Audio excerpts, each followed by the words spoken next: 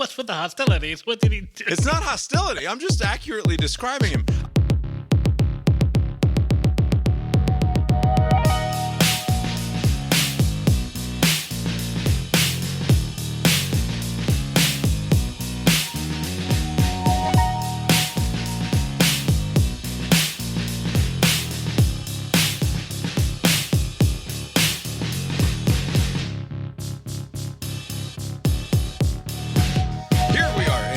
Iron Brains, a podcast not yet recovered from the indulgences and permissiveness of Christmas Day, a day of such sloth and accumbency that it's not clear we'll ever regain full motor function. Again, my name is Bob, sitting across the way from my good friend and co-host. That's Abe. How you doing tonight, Abe? Doing well, Bob. Yeah, here we are. Lori's here too. How you doing tonight, Lori? I'm okay. How are you? Lori's okay. Thanks for asking. Tonight is Tuesday, December 26th, 2023. I just noticed that I had clicked record on myself and Abe instead of myself and Lori. So all of the pre-show banter is just Lori screaming at me from well off mic. Which is actually kind of perfect. But rest assured, Lori is turned on. Lori's microphone is now turned on, I should say. Big one-eyed monster. My daughter was perusing her new video game, and she's looking at the back of the video game there, and it's one of these games. It's on the PlayStation. It's called Immortals Rising or something like that. I don't know. It's this game where it's like a fantasy game where you run around sort of acting out or fighting against some of the old myths and gods of the old days or something. And there's a big cyclops on the back, and she's looking at the back of the video game thing, and she goes, "Whoa, look at this big one-eyed monster." It's like, whoa, what movie or thing did you get a hold of there, little girl? Nightmare world we're in for with that one. Oh, boy. But that's the nice Christmas anecdote. What a great start to our post-Christmas we had a show. nice Christmas. We had such a wonderful Christmas. I don't want to... There's nothing obviously wrong with family and friends and loved ones and all of that. Nothing obviously wrong. Right. And, of course, if... To the naked eye. My family and friends are obviously all annoyed by me, right? Like, I'm not excluding myself from this conversation in terms of my presence being an occasional or frequent even burden on those that I am around, right? Speaking of, happy belated birthday to both Jesus the Christ and Tyler. Both that's right, Tyler. Dear friends of the show. Tyler, who I failed to message yesterday on his birthday like a total jerk. But what are you going to do? Happy birthday, Tyler. Anyway. Happy birthday, Tyler. I don't know if you're listening, bud. But yeah, I didn't think he listened. I think he does. I don't know. Time to time. Who knows? Last year, we went to Denver. We talked about it a great deal on the show. We were with my brother and his family. We were with everyone. And then my mother was there. My other brother was there. My sister-in-law's family was around and about the entire time. You were there. Everyone was there. Seemed like everyone was there, yeah. If you told me Abe was there, I would have to think for a long minute just to make sure that was a weird lie. But I would believe it. Right. And Abe would be like, yeah, that sounds really? about right. Oh. We probably had fun. Chris is great, as Abe might say. It's a lot, right? Like you go and you're living in somebody else's house for the week, and it's like, or they're living in your house, or they're living in your house, like, and that sucks. And it's fine, it's good. It's what it is. It's sort of what it's. But also, when it's just us, when it's just me and Lori and the kids and the stupid dog, and nothing else. Like we had It was awesome. No one else was here. We didn't have to help or be nice to anyone else. We didn't have to perform some version of ourselves that was not that it's a false version of ourselves, but it's like, yeah, it's a little bit of a putting on a show. Didn't have to do any of that. It was amazing. And it doesn't have to be like that every single year. But to get to do it every now and then is pretty great. And like I I didn't give myself any responsibilities for the day. I ended up running on the treadmill for a little while after spending a great deal of the morning or early afternoon playing Madden against the boy, because I got the boy Madden 24 for the PlayStation. Oh, nice. And I haven't played Madden since the old days of kicking your ass on the GameCube. It was like 2007. Juravicious. That's right, the Joe Juravicious play across the middle. That was a faulty game for what it's worth. Hopefully they cleaned that up. I've spent 6 hours out of the last 18 looking for the version of that tight end crossing route across the middle. I haven't quite found it yet. Although I did, as I would have back in 2007 or so, I ended up with Michael Vick. I went to do the build your all-time team or whatever, and the first pack that I opened, because these games are fucking stupid, but like they make you open up this pretend card pack, and inside was Michael Vick. It's like, Michael Vick, now the quarterback of the New York Football Giants. What fun we're having here in pretend football land. But anyway, it was great. And like that's what, like, for me, it was like an ideal. I didn't get very many gifts. Like, I don't care. It was like, it's not about what I get. It's just being a total nothing of a human being for a few hours on Christmas, just sitting there on the couch and not having to worry about it, and just letting my kids indulge in all of their worst appetites for the day. It's like, can I have a candy cane? Yeah, sure. Can I have a piece of cake? Yeah, sure. Can I have some of this candy out of my stocking? Yeah, absolutely. I'm not going to say no. I'm saying no to nothing today. You do whatever you want, kids. And then later they cry because they're broken. So on the extended family Christmas and other like big holidays like Christmas, like Thanksgiving, is it like typical that it's like extended family and then you just go to different places, or do people do like what you're suggesting, which is you alternate between immediate family one year where it's easy and then extended family This is the the next first year. No. Last year was the first year we ever weren't home.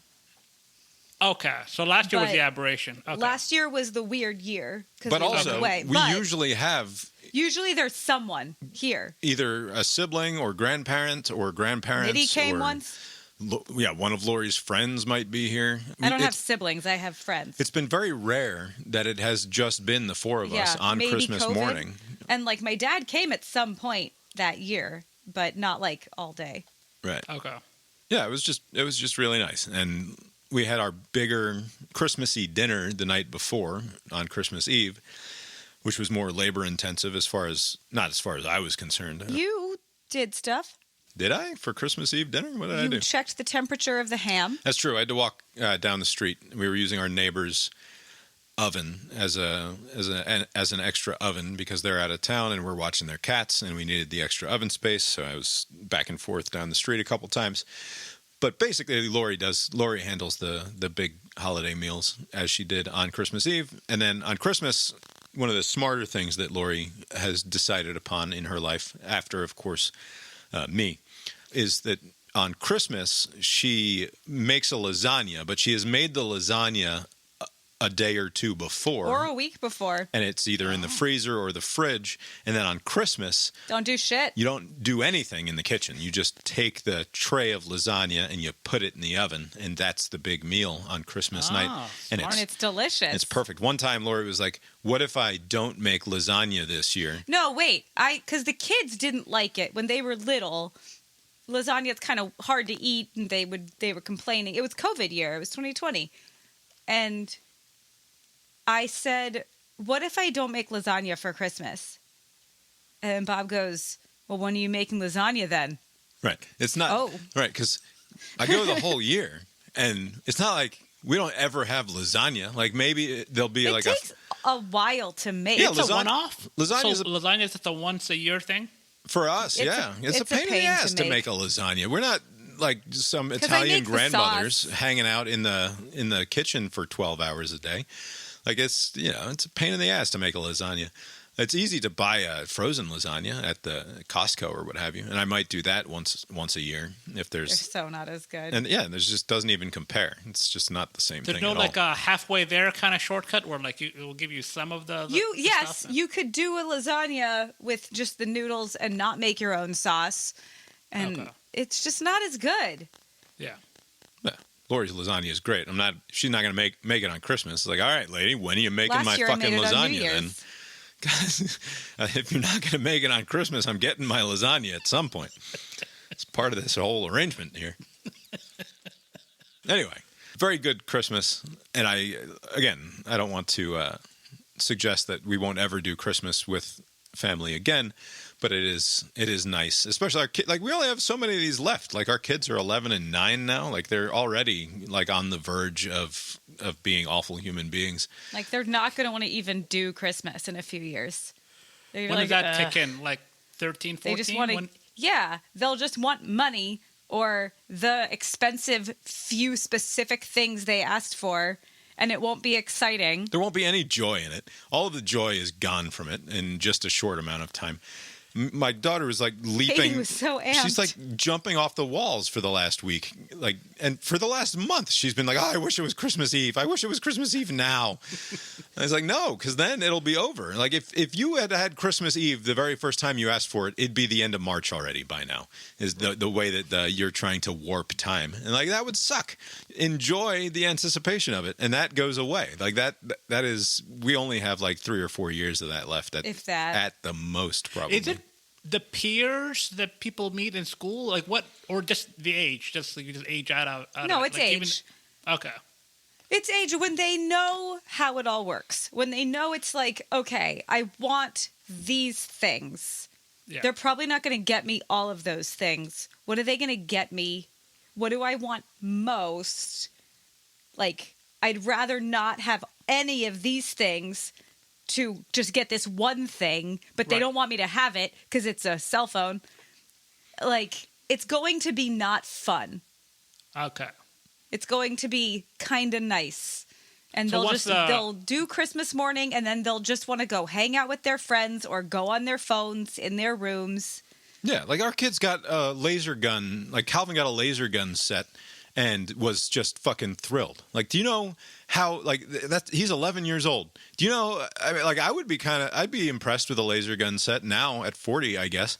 But there's a whole long period of time between now and then where, like, you don't fucking care, right? Like, we're going to go from, like, his entire life revolves around. It's fun right now. Yeah. He has fun doing things. Yeah. Anyway. Puberty ruins everything. It really does. Yeah. It is exactly what's coming, and it's going to be terrible. And that's why they should go to boarding school. All right. Bye. See you Christmas. How about your Christmas, Abe? Did you see family or anything? Did you take advantage of the extended weekend and do anything fun? I had extra days off from work this weekend. Like, I was off since Wednesday, so I watched a lot of movies. I also went to go watch my Colts play the Falcons. I was like, oh, they're going to be in town, and I was going to go see it with my brother and a couple other people. My brother didn't end up making it, so just like 3 other friends that came with, and just a terrible outing for the Colts. Colts looked real bad on Sunday. But then, like, everybody else lost that is in competition with them, so like nothing changed. The Colts came in the same place that they left the day. Very bizarre weekend slate of football where just like teams are supposed to be good are not playing well and they're losing. Yeah, the in the hunt graphic is just the saddest thing I think I've ever seen. It's like, because the in the hunt group 6 and 9 in the hunt. Like, oh, why? Who wants to watch these playoffs? What are you talking about? What's unusual is that the in the hunt participants could also be in the hunt for the top, like, basically you could be either in the hunt for the last playoff spot or like a top 3 pick. Right. Like, you're in the hunt in either direction, which is not a very good sign. The Giants almost beat the Rotten Eagles this weekend on Christmas night. Keely Ringo said no. Oh, that's right. Yeah. And they pulled my boy Tommy DeVito in favor of Tyrod Taylor, and Tyrod almost brought him back. He threw a pick in the end zone to end the game. But football stinks this year. All these teams are bad. And the strategy is just to constantly change quarterbacks. I mean, you can't do it with the Chiefs. I don't know what's going on over there. They seem to be. I didn't watch the Chiefs this weekend, but I've seen enough of their games, and it seems like the most consistent thing is that their players are dummies who keep dropping the football. Yes. The Like, you gotta receivers are like just just the dumbest fucking group stop of people. being dummies who drop the football all the time, and the Chiefs would have like 14 wins, I think. But But didn't that get in your head? Maybe it's like a in your head kind of thing. Like it's like once you kind of missed one catch, it's like now it's in your head and you miss every other but like, catch. you're a professional football Yes. player. Get over it. Yes. Like, I get it for once, but like, okay, move along. We didn't talk Yeah. about Travis Kelce and Taylor Swift much at all on the podcast No, this year. why would we? Because we wouldn't do that, because that would be terrible. But is Travis Kelce... So, like, he's had a big push this last year. And in terms of, like, his media presence, like, he went from being just a fucking big galoot tight end in the NFL, like a big dummy tight end in the NFL he's got that stupid, like, completely unanimated face, that like resting slouch of a face where Yes. the mouth is always a little open and the eyes are always a little droopy. He What's with the reminds me. hostilities? What did he do? It's not hostility. I'm just accurately describing him. I love my cousin Brian. I'll leave the last names out of it for now. But my cousin Brian has the same face, which is I like would never have put them in the same. That's funny. not in terms of their physical look, although not entirely dissimilar, and not because both of them might be accused of adopting a little bit too much of another culture than their own in the way that they present in the world. Not for those reasons, although similar also there in terms of perhaps a great appreciation for the African American culture in terms of, you know, the sorts of music that they like and the movies or the stars that they like to follow on Instagram or what have you. Who knows why that might be. But Travis Kelce has got a stupid look to him. Not Brian, but Travis Kelce just looks like a stupid person. When you just look at his face, he's got that resting white dude of a dummy sort of face. I'm You're not wrong saying here. he's stupid or a dummy. No, He just I'm not looks saying he's like- stupid or a dummy. I'm saying he has the face of a stupid dummy. And until a year ago, that was fine. He was just a football player, right? Like nobody fucking cared. And then all of a sudden, it's like he woke up one day and he was looking around and he's like, wait a second. This fucking Rob Gronkowski guy is in all these goddamn commercials, and he's just a big galoot dummy of a former NFL tight end. I'm still out here making plays and winning Super Bowls and Leaving stuff. money on the table. Why am I not the most famous big dummy of a tight end in terms of the National Football League? And like there was a concerted effort to shove Travis Kelce into our faces this year in 2023. And before the relationship. before the Taylor Swift thing, yeah, like he was the face of the Pfizer, like you can do two things ad campaign where it's like get the flu shot and the COVID vaccine at the same time. He joined Patrick Mahomes with the State Farm, Jake from State Farm auto ads. He's a big dummy in those too. Like there's a number of them, and he's not a charming person. Like I don't understand what it is. I don't like him. Like I don't like him at all. Yeah, it's only. I mean, he's a good tight end, right? He's good at his position. Yeah, right? so? Yeah, but what does that have to do with anything? I know, but they will usually trot you out. I mean, maybe the fighter thing, like he volunteered. Maybe other people just didn't want to do it. And then, like with State Farm, like his buddy is in it. He's like, "Hey, can we get my guy in this too?" So like he had an in that way. But like, is there? Because Gronk has done a lot of like USAA commercials and other commercials. Boy, those are right? getting dumber too, aren't they? Not turning into commercials are stupid sort of podcast, but those are awful. Let's just pun on the word serve for 14 years. Yes. That's going to be our entire ad campaign. We're going to pun on the word serve for as long as possible, and we're going to make an insurance product be something that Rob Gronkowski is weirdly passionate about becoming a customer of, even though he's not allowed in the club, right? Like he just so desperately wants to be part of to buy insurance from these people, but they won't let him. Like it's this weird Sisyphean, this awful existential battle that Rob is in for the rest of his life. I do wonder, like, I mean, this is kind of, we're talking on a previous episode about like there were those like very expensive cards that are being promoted in these during football season, and like the audience or the potential audience for that vehicle there can't be that many of them. And like with USAA, I mean, there's more because you either have to have served or be a family member of someone who has. But it's still it's weird how they're putting all this effort into these products that they're selling that are very limited. It's not like Kit Kat where everyone can eat it. Like it's like this thing that you have to have $135,000 to get. Like it's weird. Yeah. Anyway, I don't know why I want to talk about Travis Kelce. Although, his stupid face and how he does have a stupid face. Yeah. But the fact that he's in a relationship with Taylor Swift allegedly, I think it's all part of this whole. Like, I'm not usually one of these. I don't care if the Hollywood types have fake relationships coming out of movies or whatever for the PR. Like, all right, whatever. Like, it's fine. But my suspicion is that the Taylor Swift and Travis Kelce thing is as much a symptom of Travis Kelce's desire to be more famous in the world than it is anything to do with like an actual love connection or what have you. Like this is part of whatever PR push he's on that landed him in 15 commercials during every single NFL broadcast is the same reason that he is in this Taylor Swift relationship now. I mean, that would explain it from his side of things, but what's in it for Taylor Swift? I don't know. Making all the money in the world. Unless he's dialing up the charm. Maybe his face is dumb, but like maybe he's a very affable fella in person. He doesn't seem that way. He had a dating show from what I hear. Yeah. I don't know about you guys.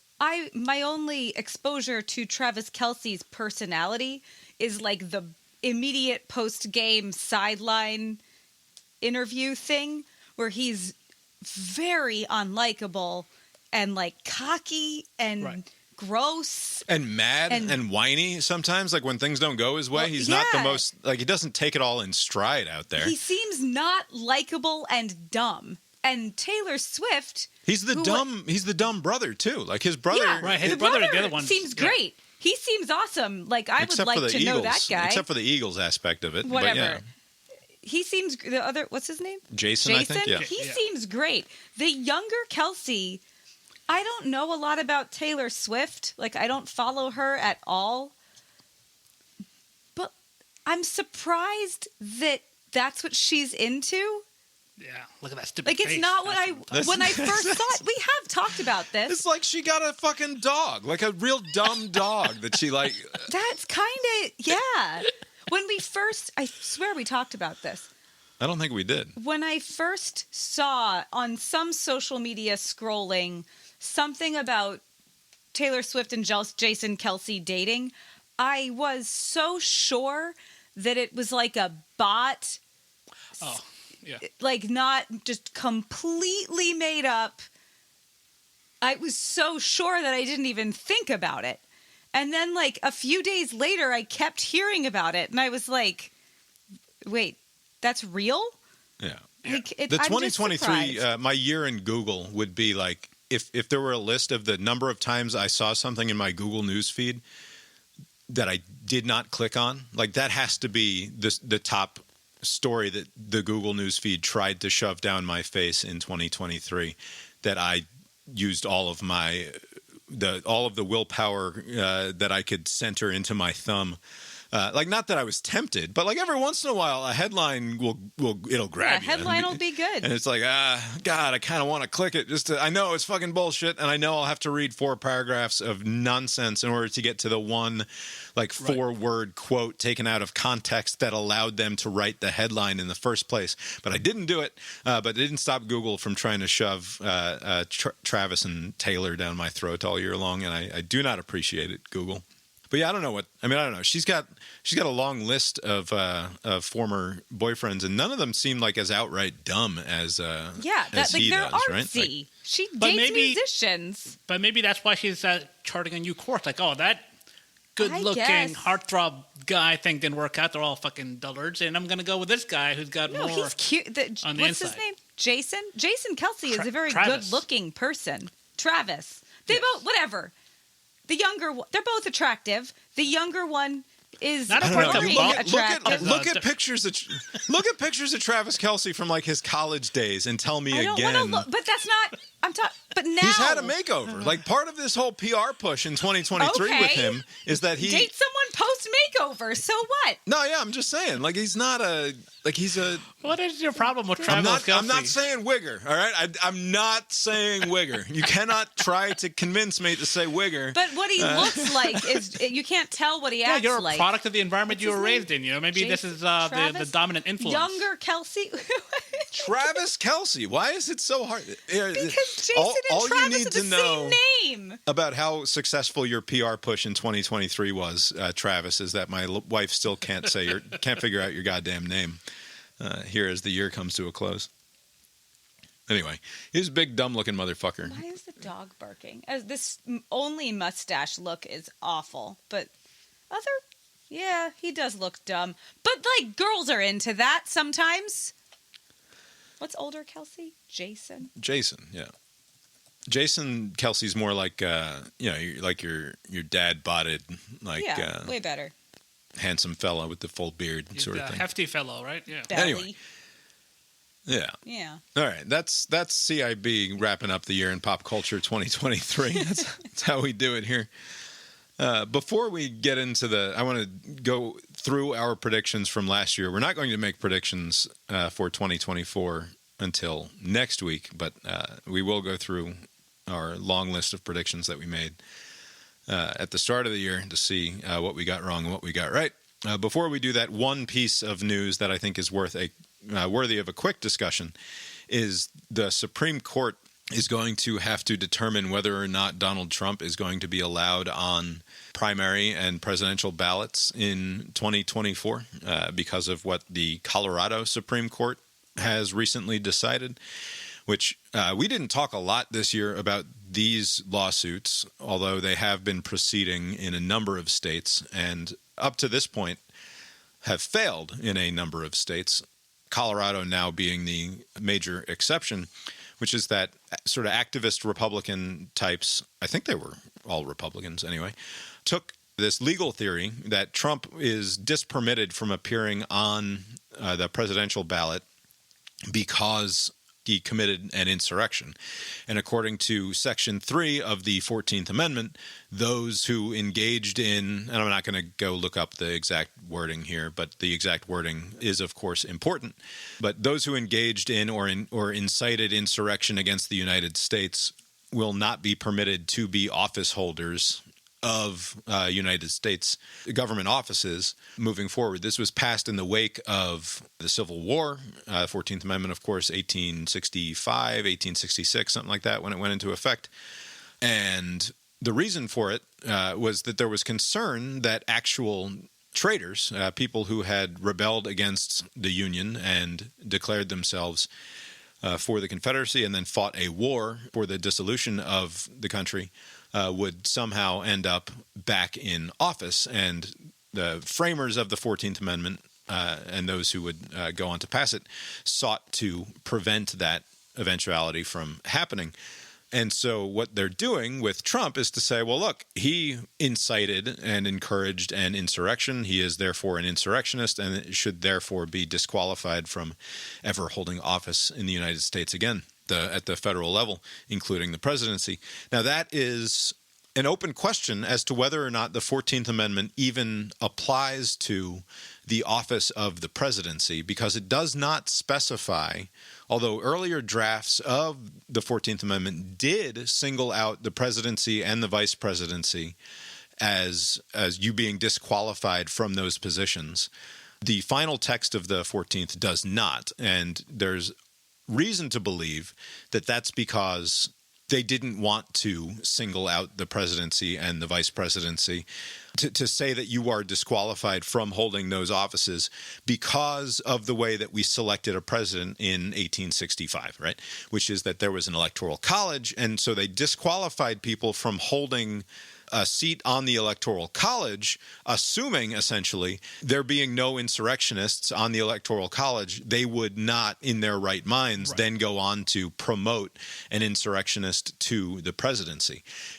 In part because there's a good reason to suggest that if you give this sort of power to the states to eliminate certain individuals from the presidential ticket, then what you are doing there is you are incentivizing political actions in one state to be sort of punitive on all of the other states, right? Where Texas can sort of do this thing that says, we're so against this other person, we're not even going to let him on the ballot, so there's zero chance that any of our electors will vote for him. That doesn't just impact people in Texas, that has a drastic impact on the people in all of the many states, not just in Texas. And so there's reason to believe that the 14th Amendment does not specify the president for a good reason, which is that they weren't actually trying to prevent insurrectionists from becoming president because they believed that the safeguards were already in place to prevent that sort of thing from happening.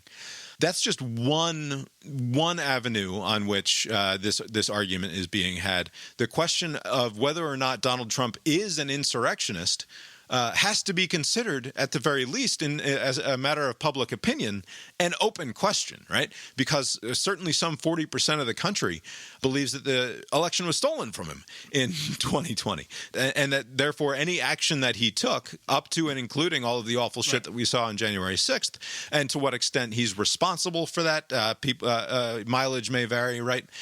People just think, he's just given free speech there to say whatever he wants to say, and then the idiots took it too far, perhaps will be some of the rationalizations that are done. I don't agree with those rationalizations, but there's no denying the fact that whether or not Donald Trump is an insurrectionist is a matter of judgment, and it is not something that has been adjudicated by any relevant legal authority up to this point, including certainly Jack Smith, who's the Trump's lead federal antagonist at this point. He's the guy who's indicted Trump multiple times over the summer and elected not to indict Trump on the charge of insurrection, unlike Congress did, right? So the House of Representatives in January of 2021 charged Trump with insurrection in the sole article of impeachment for the second impeachment, and voted to impeach, right? And then he was not convicted in the Senate. And those are the legal words that are used. He was not convicted of that one charge of insurrection. And that's the only time that this question has been adjudicated in anything like a court of law up to this point. And so now just some random selection of judges in Colorado has apparently decided that in their judgment, Donald Trump did an insurrection on January 6th or contributed to an insurrection enough to be barred from the ballot in 2024. Setting aside the disastrous consequence that would have on sort of the institutional faith that fully half of this country has, if not more than that, because I think ultimately you're looking at not just virtually all Republicans, but also a smaller amount of Democrats who would be like, well, that doesn't seem fair, right? Like we have this system where we get to choose, and it shouldn't be a bunch of judges who are just deciding all of a sudden that this guy doesn't belong on the ballot at the last minute, no less. Yeah, right at the last minute here, as we're now just a matter of weeks away from the very first primary contests getting underway here, heading into 2024. So I fully expect that, again, this is not a prediction show, but I will spoiler on my one major political or news prediction of 2024. I fully anticipate that the Supreme Court in a 9-0 ruling will overturn this from the Colorado Supreme Court and say that this is nonsense, that you cannot, we're not going to put states in the position of disqualifying whoever they choose to disqualify from the presidential ballot, that the people ultimately are going to be who decides this. And if Donald Trump were convicted in a federal court of law of charges related to insurrection, maybe then we can have the conversation about whether or not a president is supposed to be is an office holder in the way that the 14th Amendment attempts to sort out. And I think that there's a huge problem. This is something that I've been on about, you and I have been talking about for years now, which is that the fundamentals of how we do elections in this country have changed in important ways. And yet we hold on with the vestige of the Electoral College, this weird sort of appendix of the electoral system that no longer functions at all in the way that it was designed to function. And that it's sort of the problem when you have these sorts of, progressive isn't the word for it, but these sorts of changes to the system without addressing the underlying thing. Like they've changed the way the Electoral College works in the same way that they've changed how senators are elected in an important way, which then makes it less meaningful that the Senate exists as like this. The Senate was supposed to be there to represent the interests of the state, but now it's just a popularly elected position, and therefore the argument that like somehow the Senate is there to like your two senators are there to stand as the representatives of the state legislature and the governing authority in your state is utterly nonsense now, because you're just a popularly elected goon like all of the other politicians. So it's not, you don't have that level of remove anymore. And so, like, these are the sorts of changes that get made in the name of progress or in the name of greater democracy or whatever. But if you don't at the same time adjust the underlying fundamentals, then you end up with these weird contradictions where you're like, well, Donald Trump isn't an office holder in the United States because we have the Electoral College, which is supposed to stand as a bulwark between the whims of the crazy populace who would elect a populist asshole demagogue like Donald Trump in the first place, right? But if you've knocked down that barrier to entry for Donald Trump, then can we consider him someone who now is an office holder in terms of the 14th Amendment? We don't know. That now becomes something that we have to figure out these many years later, because we didn't fix the thing as we were changing things as we went along. I apologize for monologizing. Good thing Abe and I are here. Point. Jesus. I apologize for monologuing like that. That might be a new record. I doubt it. Come on. But tell me where I'm wrong. Tell me that. And again, I'm not even halfway done. I could keep going because this is a big, crazy thing with a million different arms and places to go. But the bottom line for me is that this is a 7-seat Supreme Court in Colorado, all nominated by Democratic governors to extended terms. It was a split 4-3. They're not all Democrats. There are like a Republican on this court, and there's a couple of non-politically affiliated or non-declared people anyway. But it's safe to assume that this is a fairly left-leaning court, and this was not an anonymous decision This was not a unanimous decision. This was 4-3, and it was obvious in reading the opinion of the court, not even the dissent, but reading the opinion of the court. They recognized sort of how fraught and heavy this sort of a move was, and to me sort of opened themselves up to an easy overturn. Tell me where I'm wrong here, and do you think it's important, as I do, that the court turn this down 9-0 without any of the liberals dissenting just because they don't like Donald Trump? Like, but believe me, I don't want this guy to be president as much as or more than anybody else you know. But the idea that this is the way to do it, or this is a way of achieving that, like I just really hope that, like I fully expect Kagan to be on the right side of this. I worry about Sotomayor, who's not as wise as she was billed in the lead up to her nomination and during her confirmation, and I don't know about Jackson enough at this point. But my hope is that this goes 9-0, because I think it's important in terms of smacking down this sort of argument. Moving forward, because like in the immediate aftermath of it, you had the asshole from Texas, Ken Paxton, the AG from down there, being like, "Well, tomorrow I'm going to be looking into throwing Joe Biden off the ballot in Texas because, like, apparently we can do this now because if all it takes is getting some judges to agree that this person did or encouraged insurrection. I'm sorry, but this isn't going to go the way that you want it to go." Right.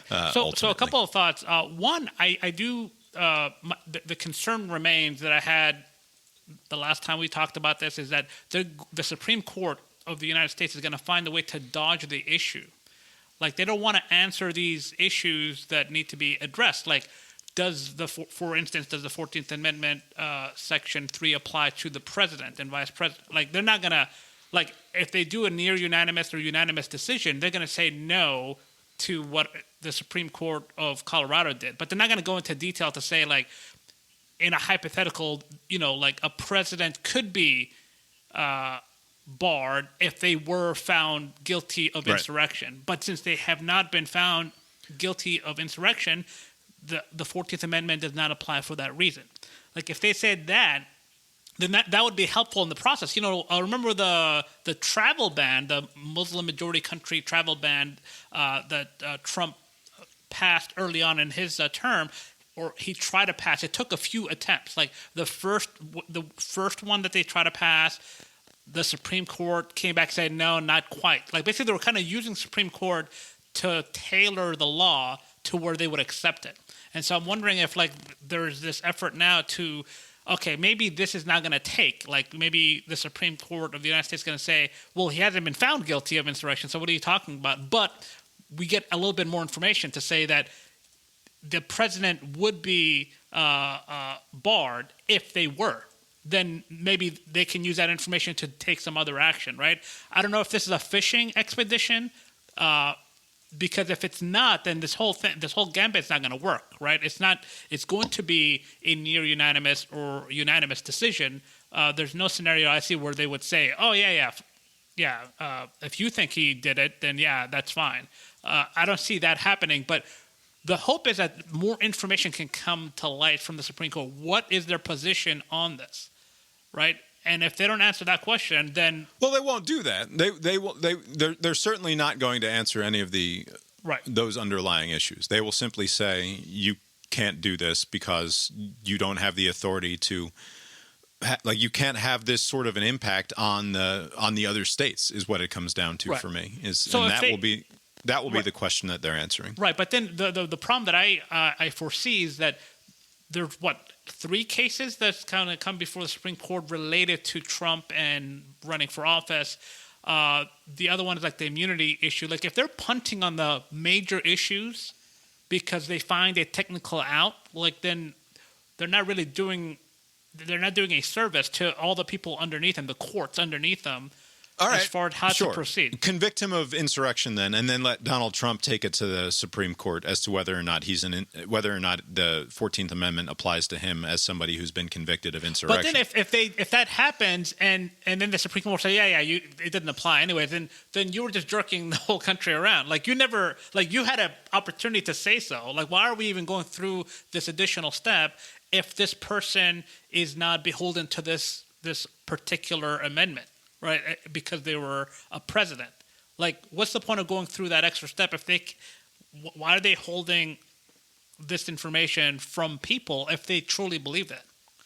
That's the problem that I have. Why not just tell them, hey, this wouldn't apply anyways. What are you doing? Yeah, I don't know. I think it's because of something that I said during my lengthy fucking monologue there, which is that we have not sorted out the changes that we have made to the way that we elect the president is not reflected in the Constitution in an important way. Like the ongoing existence of the Electoral College as this rubber stamp, essentially, of the will of the people in your state, rather than a deliberative body that decides, I don't know. But why does that matter? I'm confused about that part. I mean, the president of the United States and the vice president, those are office holders. They hold the office of those positions, right? So, like, why is that different than? So then, why? I don't know. Why in earlier drafts of the 14th Amendment it specified both the president and the vice president? Because maybe they thought, why do we need to go out of our way to mention those two things? Office holder applies to all anyway, so why? Maybe just a sense of clarity, they got rid of it. Like, why do we need to qualify those two offices? It's because of the unique way that you come to be in that position as president or vice president. It's because this is not a political appointment, right? And this is not something that the people vote on. This is a deliberative choice of the Electoral College that they make, right? Essentially after receiving the advice and consent of the people who are permitted to vote. Right, it's because it is a fundamentally different office than any other office in the United States. It's still an office. I mean, to me, it would be bizarro land to say that a president and a vice president can incite insurrection, and the 14th Amendment can't do anything about it. Like that seems to be kind of odd. Like the president can behave in that way. I mean, especially like if you're going to be a demagogue type of candidate, it would be somebody at that position, like a president type of position. And so, like, why wouldn't that apply to them? To me, I think, like, it's going to fall apart on the fact that the president was never found guilty of insurrection, so it doesn't matter. But, like, this second point, I mean, if he was found guilty, then the amendment would fit like a glove to me. Like, I mean, you're an office holder. Hey, you fucked up. Off you go. I'm going to read this from this is from an article in Slate by Lawrence Lessig, legal scholar and political activist, not a fan of Trump, not that that matters, and a professor at Harvard. The headline of this piece is the Supreme Court must unanimously strike down Trump's ballot removal. And then the part where he goes through this question of office holder, I think, will help here. The puzzle in Section 3 is that it seems as if the framers of that text were just sloppy in their enumeration. The clause bars insurgents from being a, quote, senator or representative in Congress or elector of president and vice president, or to hold any office, civil or military, under the United States or under any state. End quote. The obvious question is why they would enumerate senator or representative, not to mention elector of president, but not the president.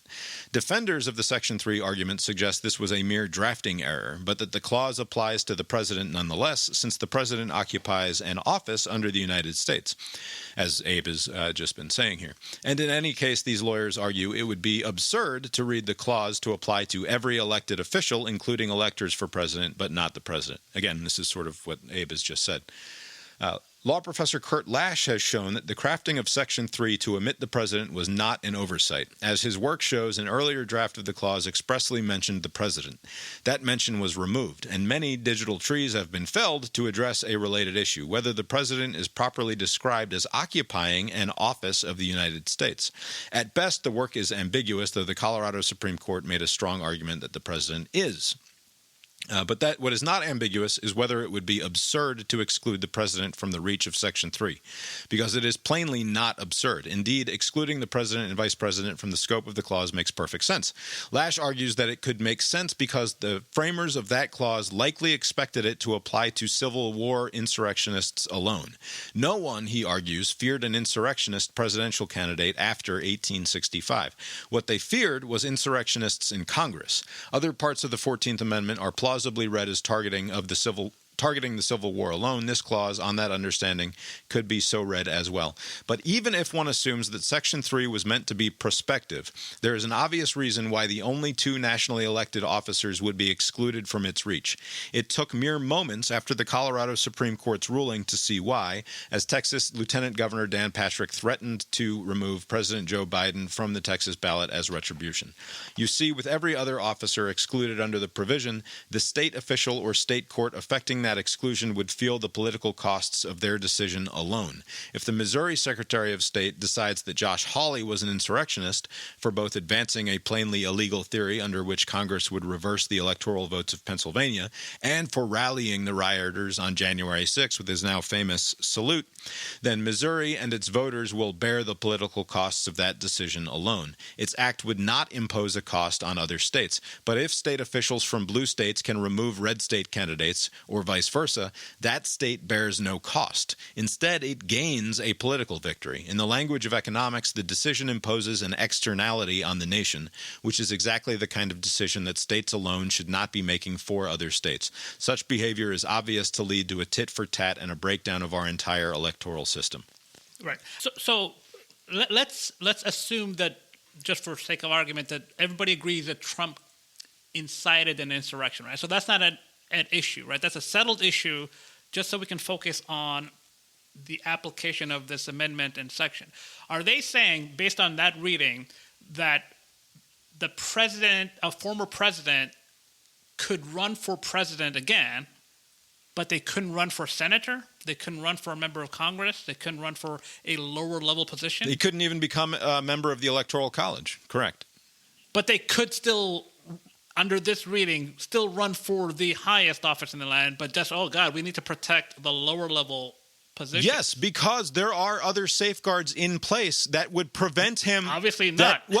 Like okay, what? But what do you mean like what? Like the entire... Like what? I mean, what other alternative? I mean, like to me, 200 million people showing up to the ballot and saying we're not going to have this asshole be the president again. Or the Electoral College, actually doing its job and saying this guy is not fit for the office, and we, as the final stopgap between total disaster and the will of the people, need to put our foot down here, right? The point is that there are any number of other other ways in which this person can be prevented from reaching this office that are entirely within the realm of normal politics, that don't involve rando Supreme Court justices or lieutenant governors in states deciding we're not going to put this guy on the ballot because we don't like him. And I'm not saying that it's an unjustifiable thing, right? I'm not saying it's completely unjustifiable that Donald Trump is an insurrectionist or engaged in rebellion against the Constitution or something like that. I'm not saying that I necessarily agree. I'm just saying I understand the position. What I am further saying is that it doesn't make any sense to put into the hands of lieutenant governors or secretaries of state or justices on state Supreme Courts who is not permitted to be on the ballot. As it's saying, it imposes an external cost on other states. It makes it impossible, for example, if all of the blue states – that's the other thing. It's also just political gamesmanship nonsense, because if we took Donald Trump off the ballot in California, all it would do is cause fucking mass chaos and consternation, and it wouldn't fucking matter because Donald Trump was never going to win in the first place in California. Right. But the problem is not the deep blues and the deep red pulling the person who wasn't going to win those electoral the problem votes anyway. Is that if Georgia, if Georgia suddenly decided we're not going to elect party, right, exactly. Right. So basically, Georgia is like one of those examples. Nevada, Arizona, Virginia, places arguably, where Pennsylvania, where you have where somebody could it's in play, like Michigan. Michigan could, in theory, go to Trump, but you have a Democratic governor say, "Fuck that, we're going to deny them the opportunity." That's when all the pieces fall apart, and for that reason and many other reasons, I think it's important to if you're going to take this approach, to do this well in advance, right? You can't be sneaking this up on the eve of 2024, right? But the Supreme Court should at least answer that question. I mean, it wouldn't hurt, to say this is a moot point. Well, they won't. They simply won't. They need somebody who has standing to actually bring that precise case, and nobody. Oh, I mean, not always. Then wasn't it? I mean, they took a case on where there's an imagined scenario. Right? If properly motivated, yes. But yeah. But to me, this should be just, you can knock this off. You can't come to a conclusion one way or the other.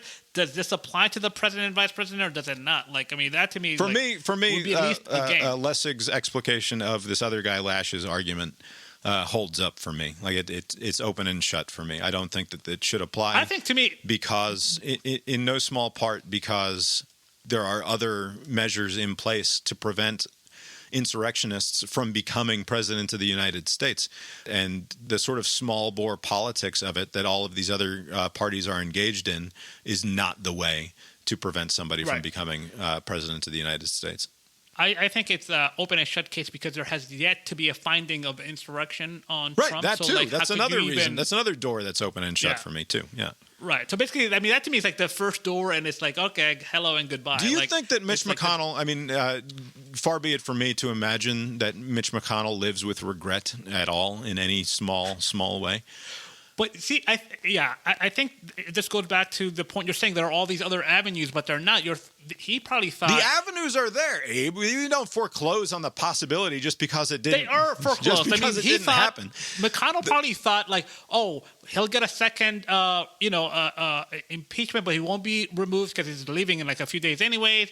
But he will be tarnished, and the system will resolve itself, and we'll move on to some, like a Haley or DeSantis or whatever candidate for 24, and we can take that approach. But people love this guy so much that now, egg on your face, the systems have fallen apart.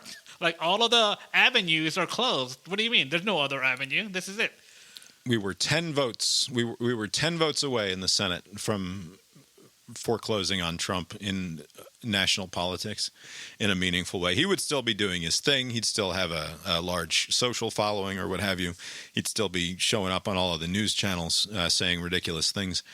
But if in February of 2021 the Senate had simply remembered what it felt like on January 6th and remembered the things that they were saying in the wake of that and convicted, we wouldn't be having this conversation, and the world would be a demonstrably better place, and 2024 would be much less terrifying. And there would be an outside chance that Biden would have just said, okay, I'm gone. If you were to Oh, believe there'd his be nonsense a about 90% chance that Biden would have already been done, I believe. But whatever. Right. So 2024, I know next week is the prediction show. It's shaping up to be like a very confusing messaging year because there will likely be multiple convictions of Trump, right, next year.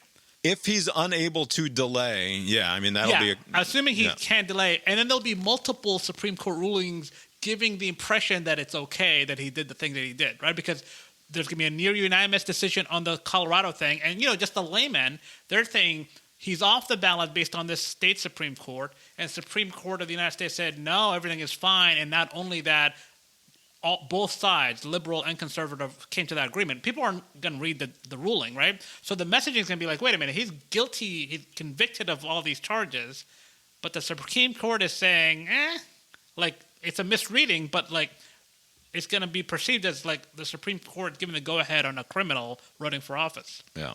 All right. I don't want to get any further into that right now because that's what we'll talk about next week, no doubt, and also much of the next year in news will be dominated with such questions. Fun. I'm going to read a quick list here. I think that there are more famous dead people this year than usual. I think we have a larger... the boomers. Yeah, because the boomers are getting old, and they're all kicking it at this point. And so we're going to have, I think, a pretty good run over the course of the next decade. We had some really good, World War II age people go out. Like Norman Lear was 101, right? Greatest Generation. That's super old. That's Greatest Generation. That's people who could have fought in World War II. This is not the boomers. But as the boomers age into their 80s and 90s, I think it's gonna be a very rich list of dead folks moving forward. Abe, you tried to, of course, many years running now.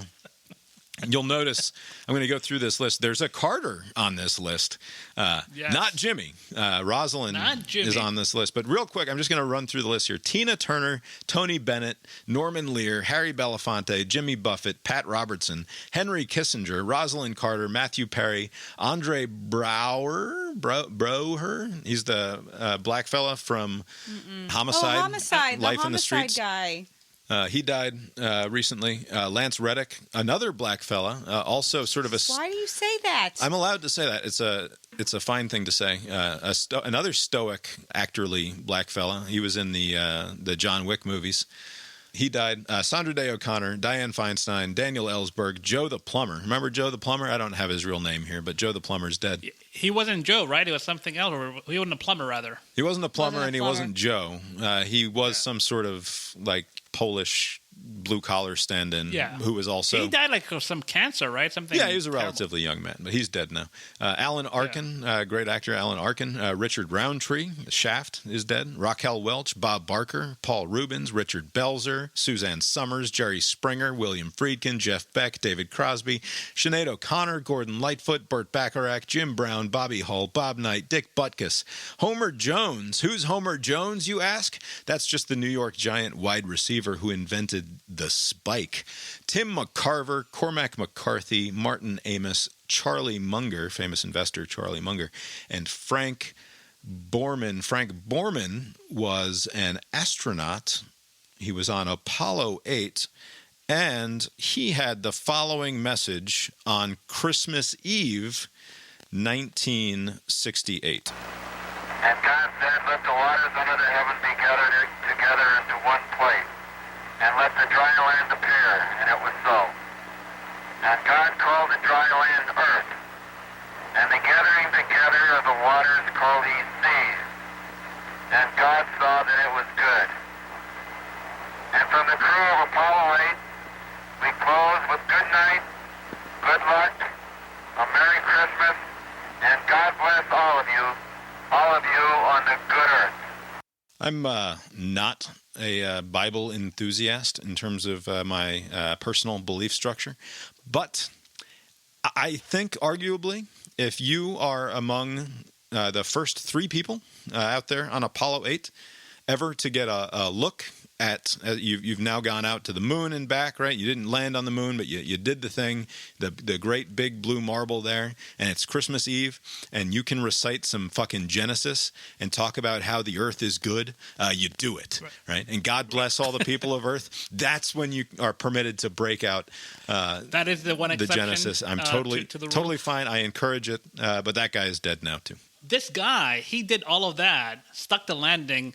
Was Neil Armstrong the one that flubbed just a very small, like a small step for a man? Well, it's not him. To be fair, Neil Armstrong didn't have the good word printed out on a sheet of paper. It was like 2 sentences. They were like, you can remember this. I'm sure he was doing other things. It's preoccupied, but come on, buddy. Stick the landing. He was literally setting foot on the surface of the moon for the first time in human history.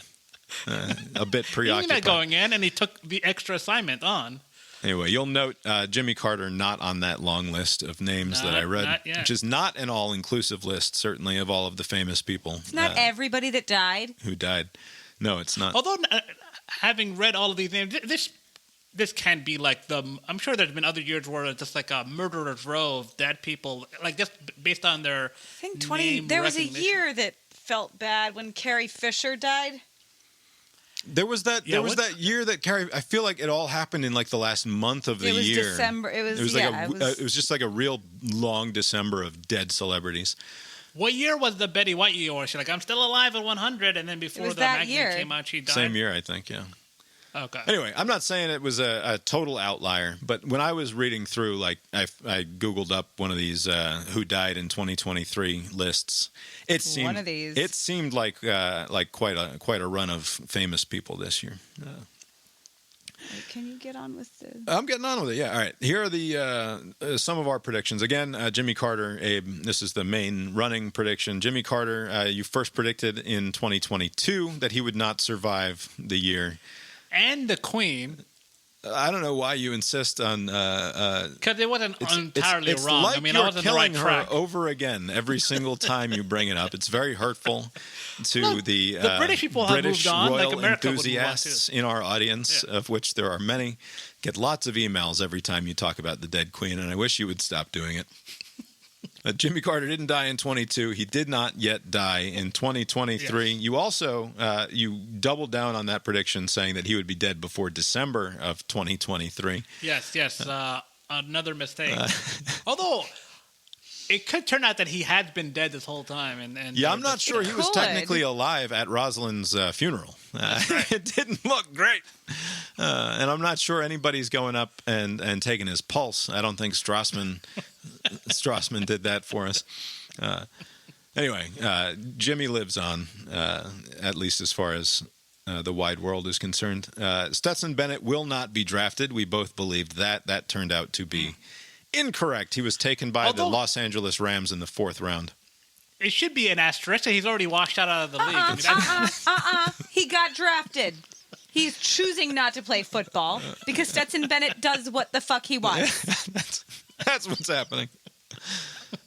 Tommy DeVito has had a... We predicted that? No. I'm just saying Tommy DeVito has had a better career than Stetson Bennett in the NFL. Right. And as I said to Abe, if you had told me a year ago now that Tommy DeVito will have a better career in the NFL than Stetson Bennett, I would have believed you, even though you could have just made up the word Tommy DeVito.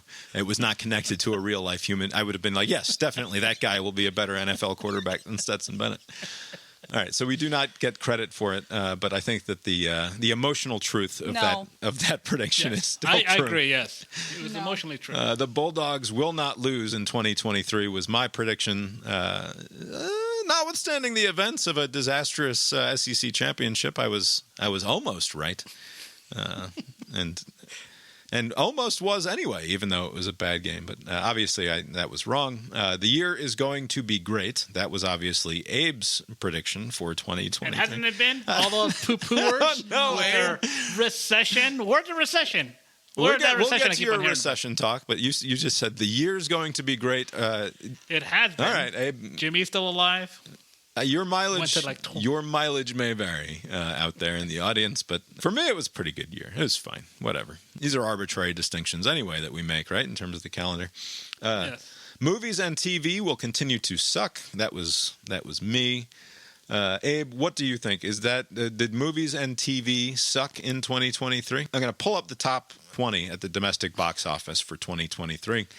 We did the same thing last year when I said movies and TVs would suck in 2022, and we concluded that I was right. So now we'll see. I was going to say, I was counting the number of movies I've seen this year, so I'm at 73. The Color Purple, which I've not yet seen, will be 74, and that'll be the last of it.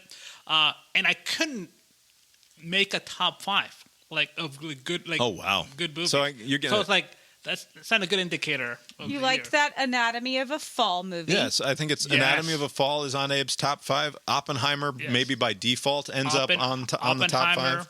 Godzilla -1. Actually, 2 of the top 5 movies have been the last month. Yeah. All right, so here we go. We got Barbie, Super Mario Bros. Movie, Spider-Man Across the Spider-Verse, Guardians of the Galaxy Volume 3, and Oppenheimer. Out of those, I've only seen 2 of them, and one gets an enthusiastic thumbs up, and the Mario Brothers movie gets it was fine. It was what it had to be, I suppose.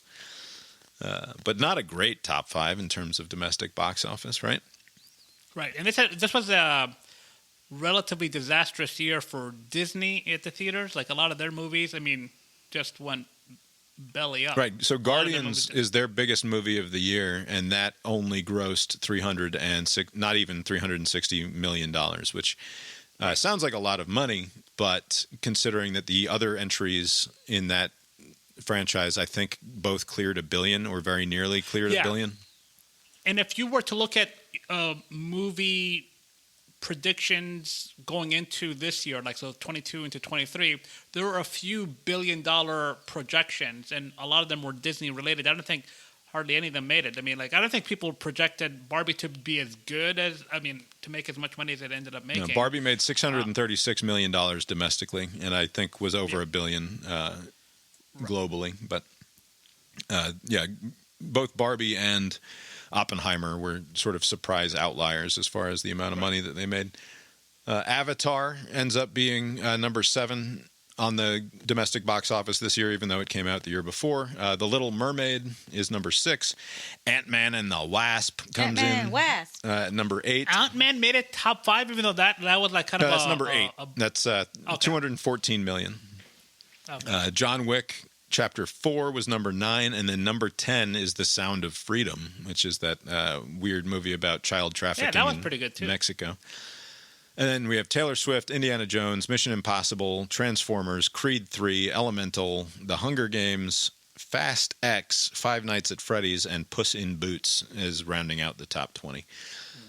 Not a great year in movies. I will take that as a correct prediction, and I think I'm going to triple down on that. Spoiler, 2024 not going to be great. 2023 has no excuse. 2024 had that 5-month gap in activity due to the strike, so it's projected to be not very good. But 2023 had no reason to be this bad. Right. All right. I predicted that Maverick would win the Best Picture Oscar. I was wrong on that. The Best Picture went to Everything Everywhere All at Once, correct, I believe? Yes. You predicted that Cate Blanchett would win Best Actress for Tar. She lost to Michelle Yeoh for Everything Everywhere All at Once. So you were wrong there. I said the war in Ukraine will not resolve. Putin will still be in charge in Russia, and that seems to be the case. Trump will not be in contention for the GOP nomination. I predicted that he would have cleaved himself off from the Republican Party at this point and be running as some sort of an independent, or that what I predicted basically was a full split of the Republican Party in a meaningful way, that the GOP would implode in some meaningful fashion, and we would have the Trump people go in one direction and the rest of the Republicans go somewhere else. That did not happen, much to the detriment of the American political situation, I would argue. So that was wrong. I said the McCarthy speakership will be the shortest in modern times. He will not be speaker by end of the year. And if that was the full prediction, that gets 100% tick mark, right? Spot on. That would be exactly right. But I also qualified it as saying that this would happen because of the cleaving of the Republican Party. Oh, I see. That was my prediction as to why. As it turns out, it was just fucking Matt Gaetz is a pain in the ass, and you gave Matt Gaetz too much power, you dummy, and that's why you're not the speaker any longer. Cleave that off from your other prediction and get it right. Yeah, I'm taking full. I mean, I said the words. McCarthy will have the shortest speakership in modern history, and that turned out to be exactly correct. So, I'll take it. We both actually. You came around and said that McCarthy would not be the speaker by the end of the year. You agreed with me on that. Or you agree with me. I think I said it first. How dare you? The Republican Party will devolve into something that looks like Israeli politics was part of my prediction. And I think that I'm going to go ahead and accept that as a win. This sort of increasing factionalism of Republican politics and the fact that, like, in order to govern, which they don't really have any interest in governing, but in order to govern, they need to pull together these very strange, conflicting parts of their party that don't really want to hold together anymore. And the speakership fight that we just finished with, and the speakership fight that is almost certainly to come in the next few months, is indicative of that. That there's nothing that really coheres this party that causes it to really stick together anymore, because Trump is the only glue that exists, and a lot of them aren't interested in Trump as glue. They just sort of pay fealty to him out of a fear that if they don't, they won't be part of the conversation any longer. You know, like how, especially in a two major party system that we have, like you have two roles. One as like the party in government, and then you're also the opposition party when you're not. Like the Republican composition right now, they're just like an opposition party. Like there's no actual party in government kind of thing, unless it's a Trump-led government, right? So they're just kind of there to oppose what the Democrats are doing, but there's no actual plan to do anything because you can't get enough votes because there are all these different factions. So you couldn't get to 218 to push something through, but you can get to 218 to prevent them from pushing something through. Right. Last couple of things on the list. Tom Brady will play quarterback in 2023. As far as that was something we both said, and we were both wrong. Oh, season's not over yet. That's true. And given that Joe Flacco is out there slinging it for a team that is in contention still. Not only in contention, but they have like an outside chance of getting the top spot in the AFC. It's remarkable how that already bad contract they gave to Deshaun Watson is looking even worse as you go on. It's like you just plug in any bum, and it'll be fine. Yeah, and who was it in Seattle when Geno Smith got hurt? There was another name that popped up that was like shocking to me. Who's Seattle's? Was it Drew Lock? Yeah, Drew Lock. Yeah, from Missouri. Drew Lock of Mizzou winning a game for the Seahawks. Like, what the fuck is happening in the NFL this year? I'm surprised he didn't upgrade his name to Andrew Lock. So there's no. No, that's too confusion, good. No, I'm sure they did that on purpose. That's messy. I said. But there's only one of them in the league now. I said no SCOTUS vacancies, that there would be no deaths or otherwise abdications on the Supreme Court. That turned out to be correct. I said Biden will announce he's not seeking re-election. That did not happen.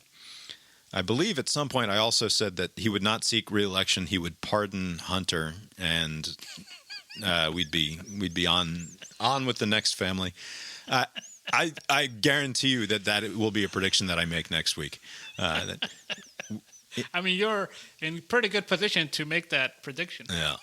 You're the one going to be making it. And Abe said no recession in 2023. I pulled up the GDP numbers for this year, and that was absolutely correct. At no point did we experience negative quarterly GDP growth. So. And I used the formula of like there are a lot of cranes outside where I live, and you can't have recession with all these cranes. How could there possibly? It's very Trumpy of you to look around. They're building things up. How can see all the big trucks all over the place and be like, things must be going pretty good in this country. All right, let's play some Strassmann. It's now time for America's favorite game show. did Mark Strassmann, CBS News' senior national correspondent, get off a good one? Right. Abe, I don't know where to go with Strassmann this week. There are 3 Mark Strassmann stories. How to choose? We've got Mark Strassmann, South Carolina mechanic reaches a milestone in kindness. That's one headline. Wait, Strassmann has the kindness beat? I thought that was the other guy. The Santa Claus in Atlanta speaks Spanish, sign language, and English. I mean, that's sort of right up Strassmann's alley. And then further, he did some of 2023's good news stories in politics, entertainment, the economy, and more on Face the Nation. It was a week that CBS was like, Strassmann had a couple weeks off in the beginning of December, but you're getting the full Strassmann here to close things out. So I don't even know how to choose. We're going to start at the very least with South Carolina and a milestone in kindness, because it's such a nice feel-good Christmassy sort of story out of the Palmetto State. Tonight in this season of giving, we return to rural South Carolina, where a local restaurant owner and part-time mechanic is in the giving spirit year-round.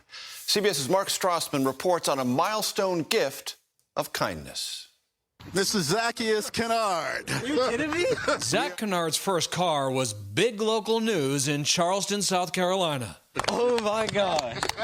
Here's the keys to your new car. The 19-year-old student got the 100th car Elliot Middleton has given away. As we first told you 2 years ago, this barbecue restaurant owner and trained mechanic knows his way under a hood. He takes donated clunkers, makes them run, and puts people without a car in the driver's seat. He makes sure applicants have a valid driver's license and a genuine need for a car. For single mom Jessica Litchfield, a 2004 Suzuki. This is a lifesaver. 86-year-old John Darby got a 1990 Mercedes. What? Free of charge. You are the third recipient. I asked Middleton what keeps his engine running. The smiles on the faces when I donate a car. Got to do another one. Got to do another one. Got to do 2 more. How much longer can you do this? As long as my 2 hands can turn wrenches and my legs can keep moving, I don't see it ever stopping. With Elliot Middleton, there is such a thing as a free ride.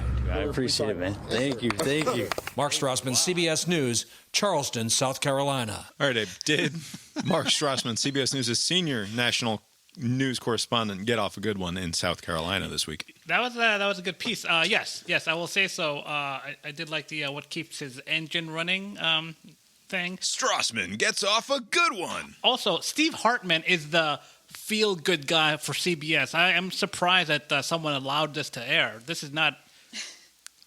That's his beat. Like, you can't steal his idea. He does all the heartwarming nonsense.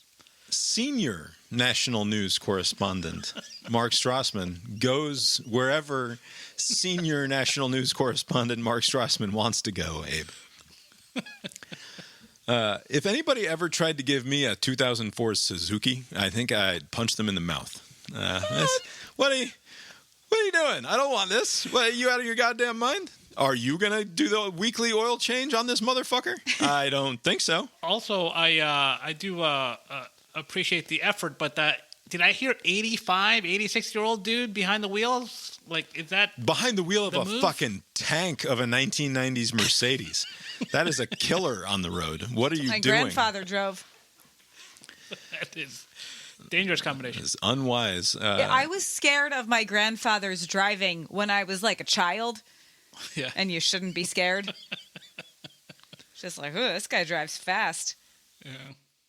All right. Pop quiz hot shot. When was the Chinese balloon incident of 2023? Oh, glad you narrowed it down to 2023. March? Nope. End of January. First week of February. Bob! Sorry, it's Abe's pop quiz. Sorry, I didn't realize you wanted to participate. I like to participate in everything except boring shit.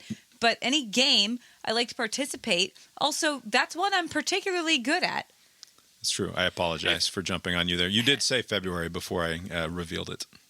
2 mistakes on your part, not letting Lori answer, and also silencing female voices. If you did not say 2023, I would have I'm like, when did this happen? I think I am losing the thread of time. Like, I don't know what's going on. Like, it's you gave a hint. So if I hadn't said 2023, you're not sure it would have been this year?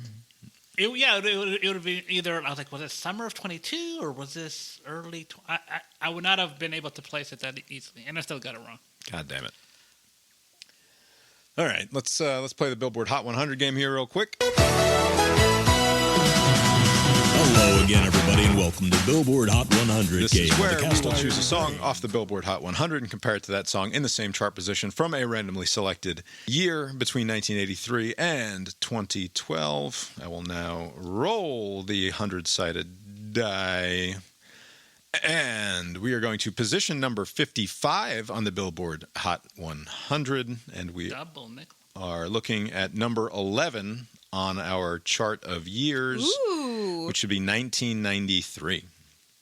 All right, number 1 on this week's Billboard Hot 100 is, of course, Mariah Carey's timeless "All I Want for Christmas Is You."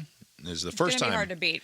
First time it made it to number 1 this year. I believe it has previously been at number 1, of course, but. Did it like fall off a cliff first week in January? Yes. Just like. Yeah, by the time, I'm not sure how long it trails the actual streaming charts, but maybe as early as next week, all of these. But that's the thing, other songs that become popular, the trailing off makes sense, but like this is a very seasonal thing. So like you would think it would just literally fall off the charts. Right, we have all of the top 5 are Christmas songs. Number 6 is a Jack Harlow song, and then we've got 7, 8, and 10 are all Christmas songs as well. So lots of Christmas in the top 10 this week, but we are scrolling down to number 55. And we have what I believe is a country song. The person's name is Chris Stapleton. Chris Stapleton is He's one of those palatable country ones. Oh, yeah? Yeah, he's a good one. The song is White Horse. Let's find out how good he is. People who also like normal music, like Chris Stapleton. Is he the American Anthem guy from the Super Bowl this year? Maybe. He's the one that did the guitar. That would make sense. A lot of high drama here at the beginning of this song.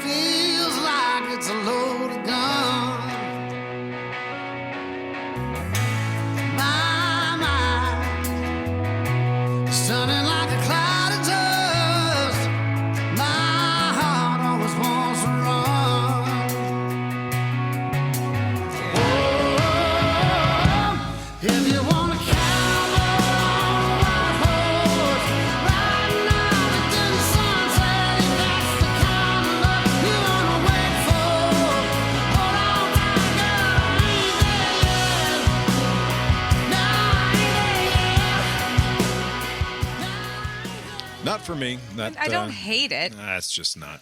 It's not any good. It sounds sort of timeless. It sounds timeless because it sounds like a fucking Three Doors Down song from 2003 or something. Like it doesn't sound like a Bob Seger Eagles. Yeah, except as understood by like but fucking it's not awful. Bush or something. Like there's a little bit of weird 90s alternative schlock to it. It's not awful. I don't know. I don't care for it. I don't like it, but I didn't hate it. Yeah, I'm with Laura. Didn't hate it. I'll be interested to see what the song is going to be from 1993. Well, that's what's coming next. That's fantastic. Right. Like some sort of grunge song? No, not quite yet. I mean, maybe at 55. Right, so we're going to go to let's see. What week should we choose here? The week of the 19th or the 26th? I guess we should go with the 26th. 'Cause that's literally between Christmas and New Year's. Today. The number one song. Nice. Mariah Carey, both days. Hero by Mariah Carey. So, yeah, both this week's chart and the 93 chart featuring Mariah Carey. Ooh, Ace of Base in the top 3. Meatloaf at number 5. Which one? This is so weird. I would do anything for we're love, talking but I about won't that do song that. today. Look at the variety in the top 10. Yeah, no Christmas songs. Although maybe this was the week after. I don't know. It's the week after, but also that's not how it worked back then. A bad Aerosmith song there at number 34, Nuh-uh. Crying.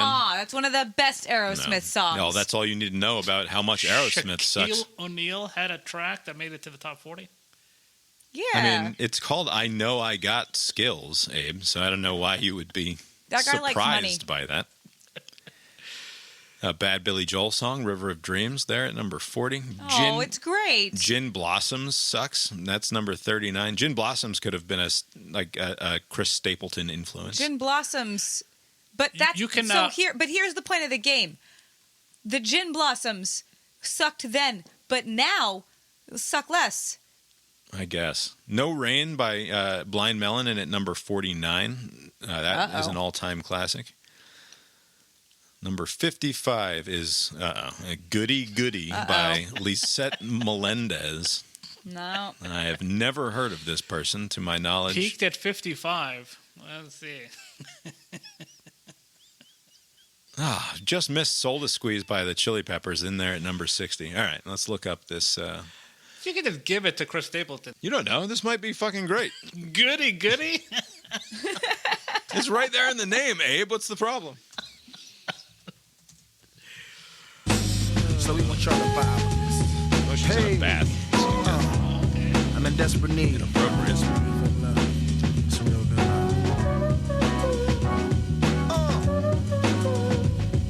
This is from Def Jam, I would guess. Yeah, on Def Jam, Columbia Records.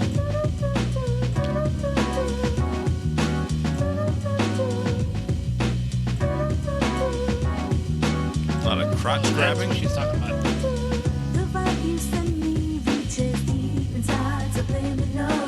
I think this is sexual. You think so? Wow, this sucks. All I wanna do is to get with you, take you around the world the night through. You want it right now, I can show you how. Follow me to a world where our hearts can run free. I hate this. That's real bad.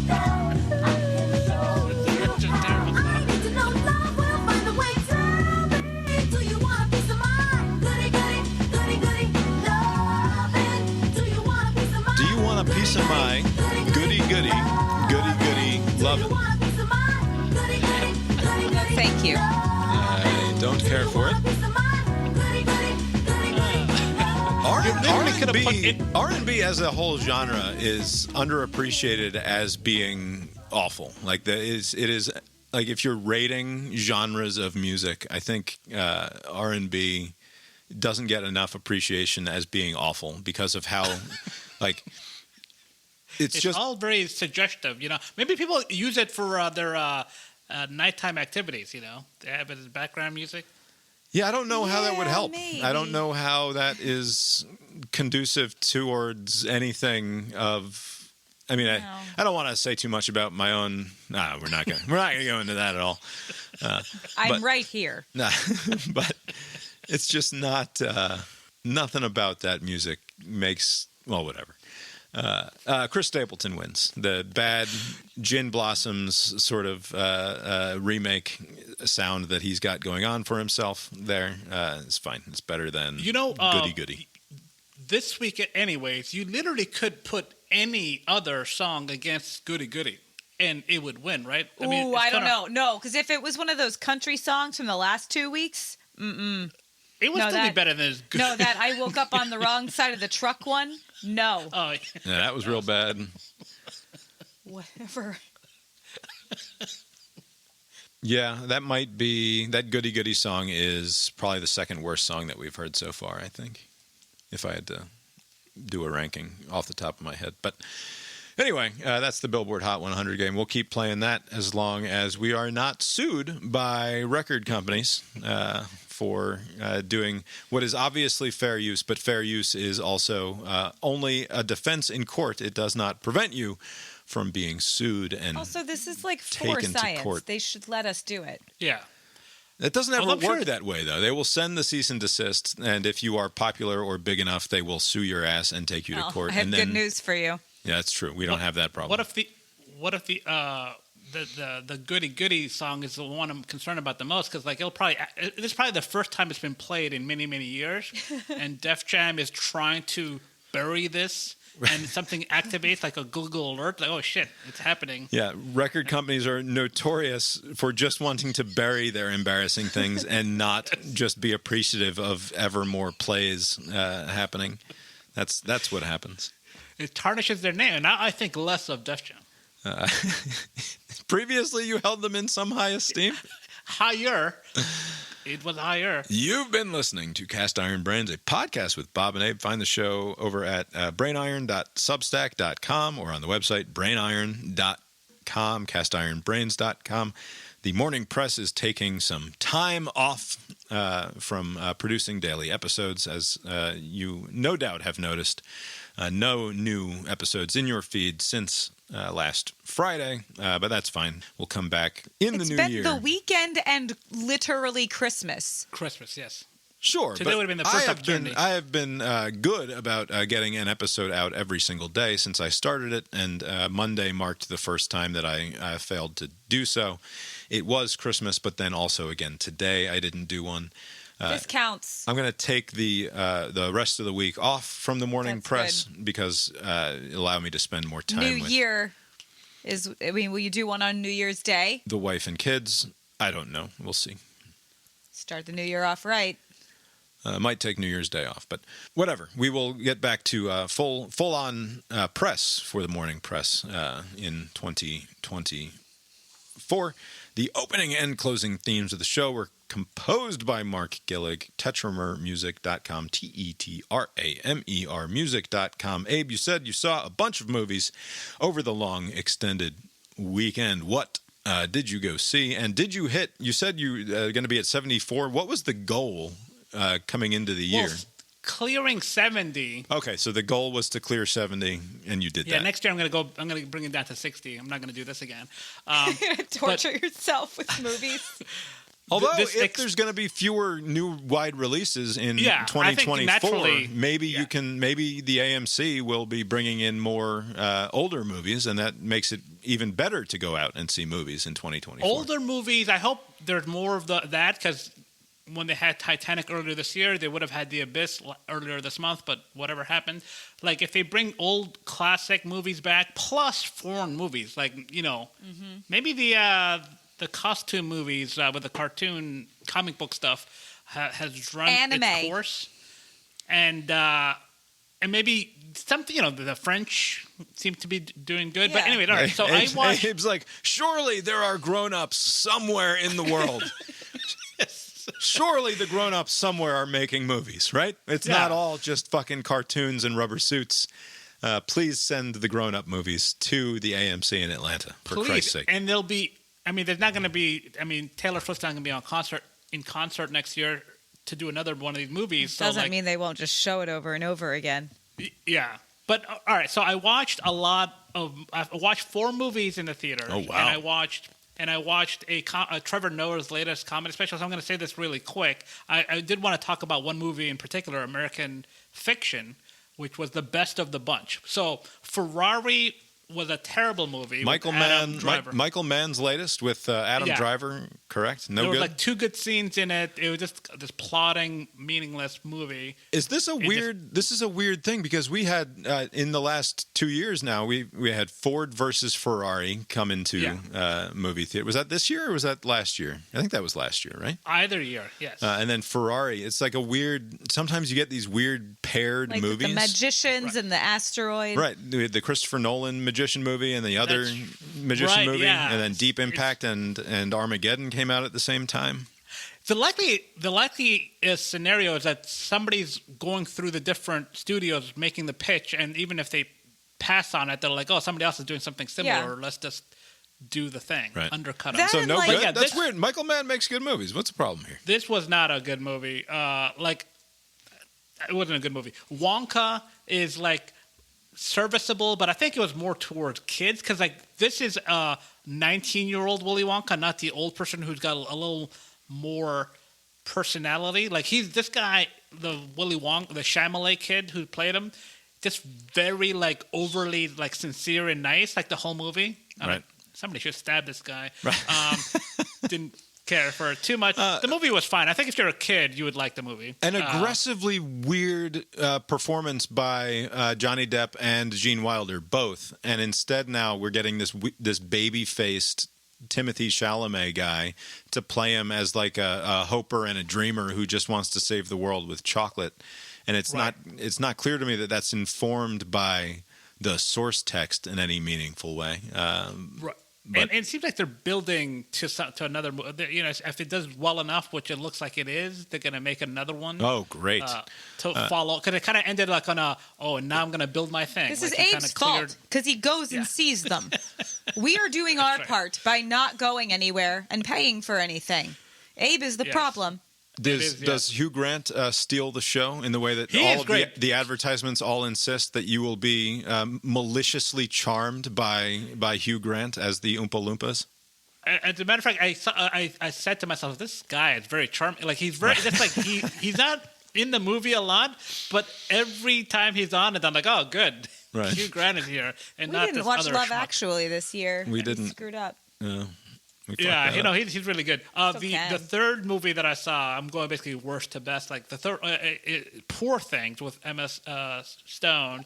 That looks where basically cool. it's like a Frankenstein kind of movie. It's like a decent movie that I would not want to watch again because.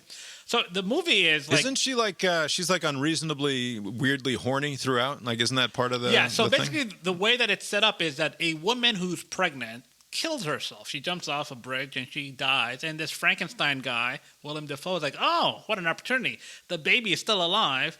The body of the adult woman is dead. And so he like implanted the baby brain on the adult woman's body. And by the way, I will tell you, you know, when a baby's learning the world, it's adorable, but it's very frustrating when a fully formed adult is like struggling to do things. Yeah. Which is, yes.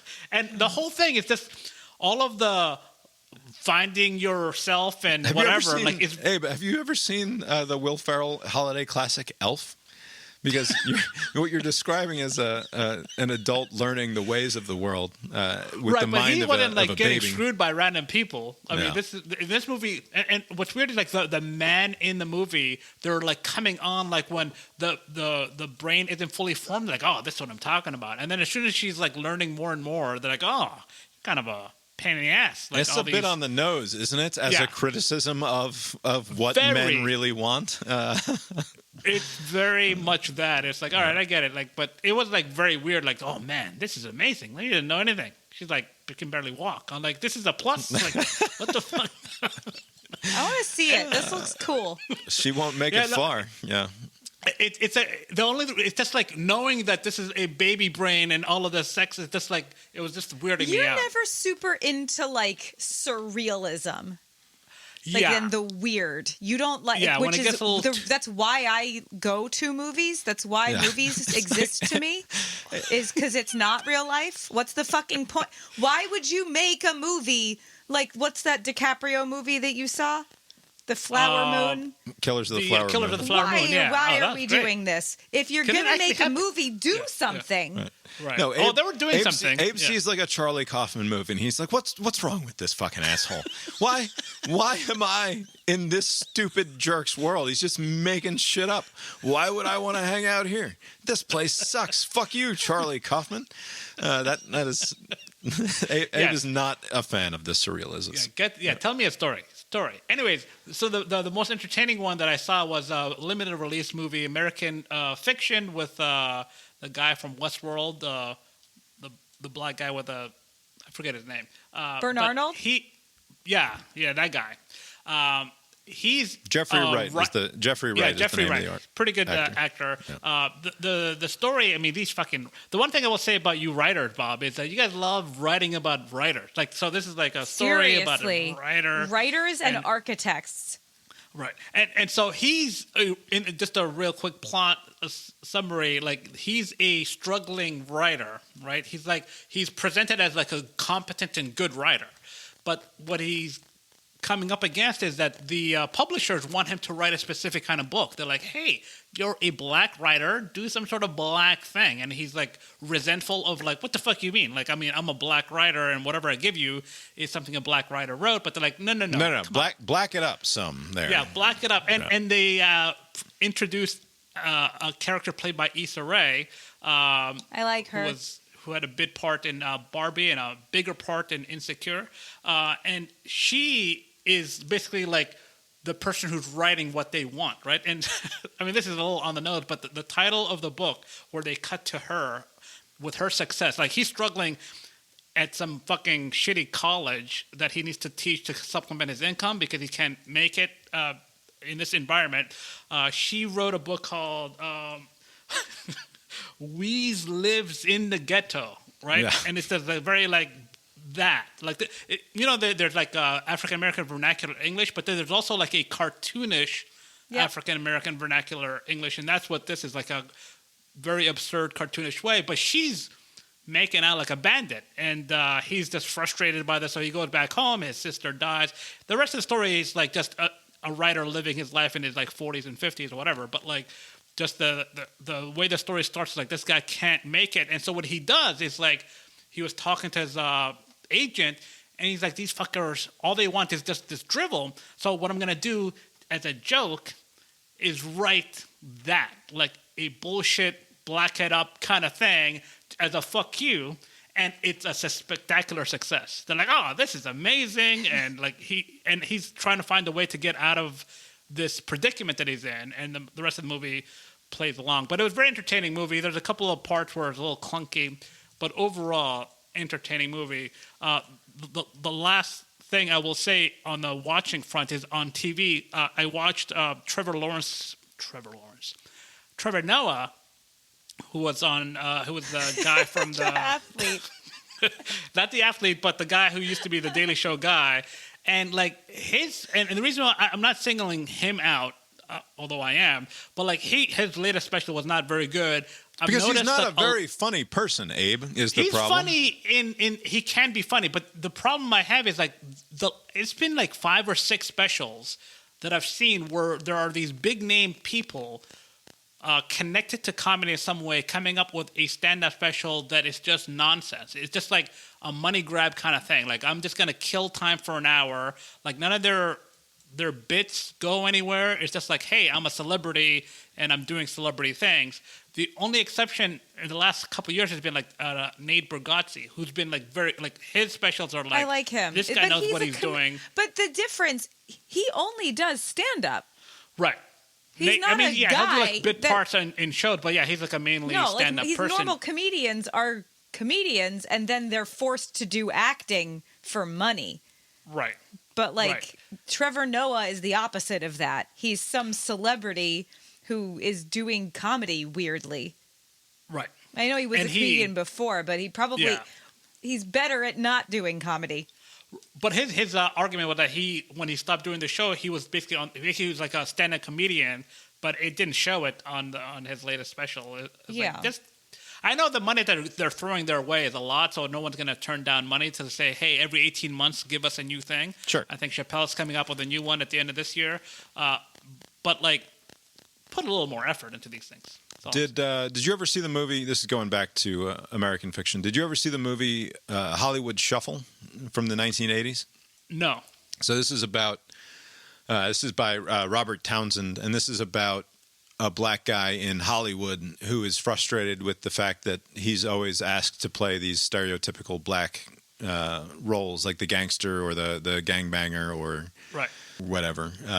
And I think that probably, without having seen it, American fiction owes a great deal of it sounds very similar. A debt to the satire film Hollywood Shuffle, which I saw a long time ago and don't remember very much of. But sort of gets into that same sort of thing, I would imagine. The Cord Jefferson guy, who's the director and writer of American Fiction, is an interesting guy. He worked at the Nightly Show with Larry Wilmore, and then also on Master of None and The Good Place.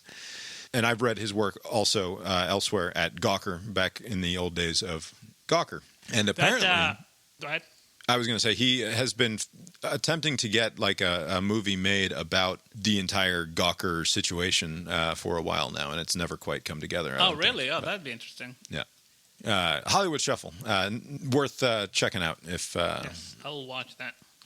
If you need something to look at. We what did we do? We watched Scrooged. Gremlins. We watched Gremlins with the children. Gremlins is a 1980s sort of horror. The 80s were so fucking weird. Horror comedy Christmas movie, and it's so fucking violent. Like, it's not quite like Evil Dead level violent.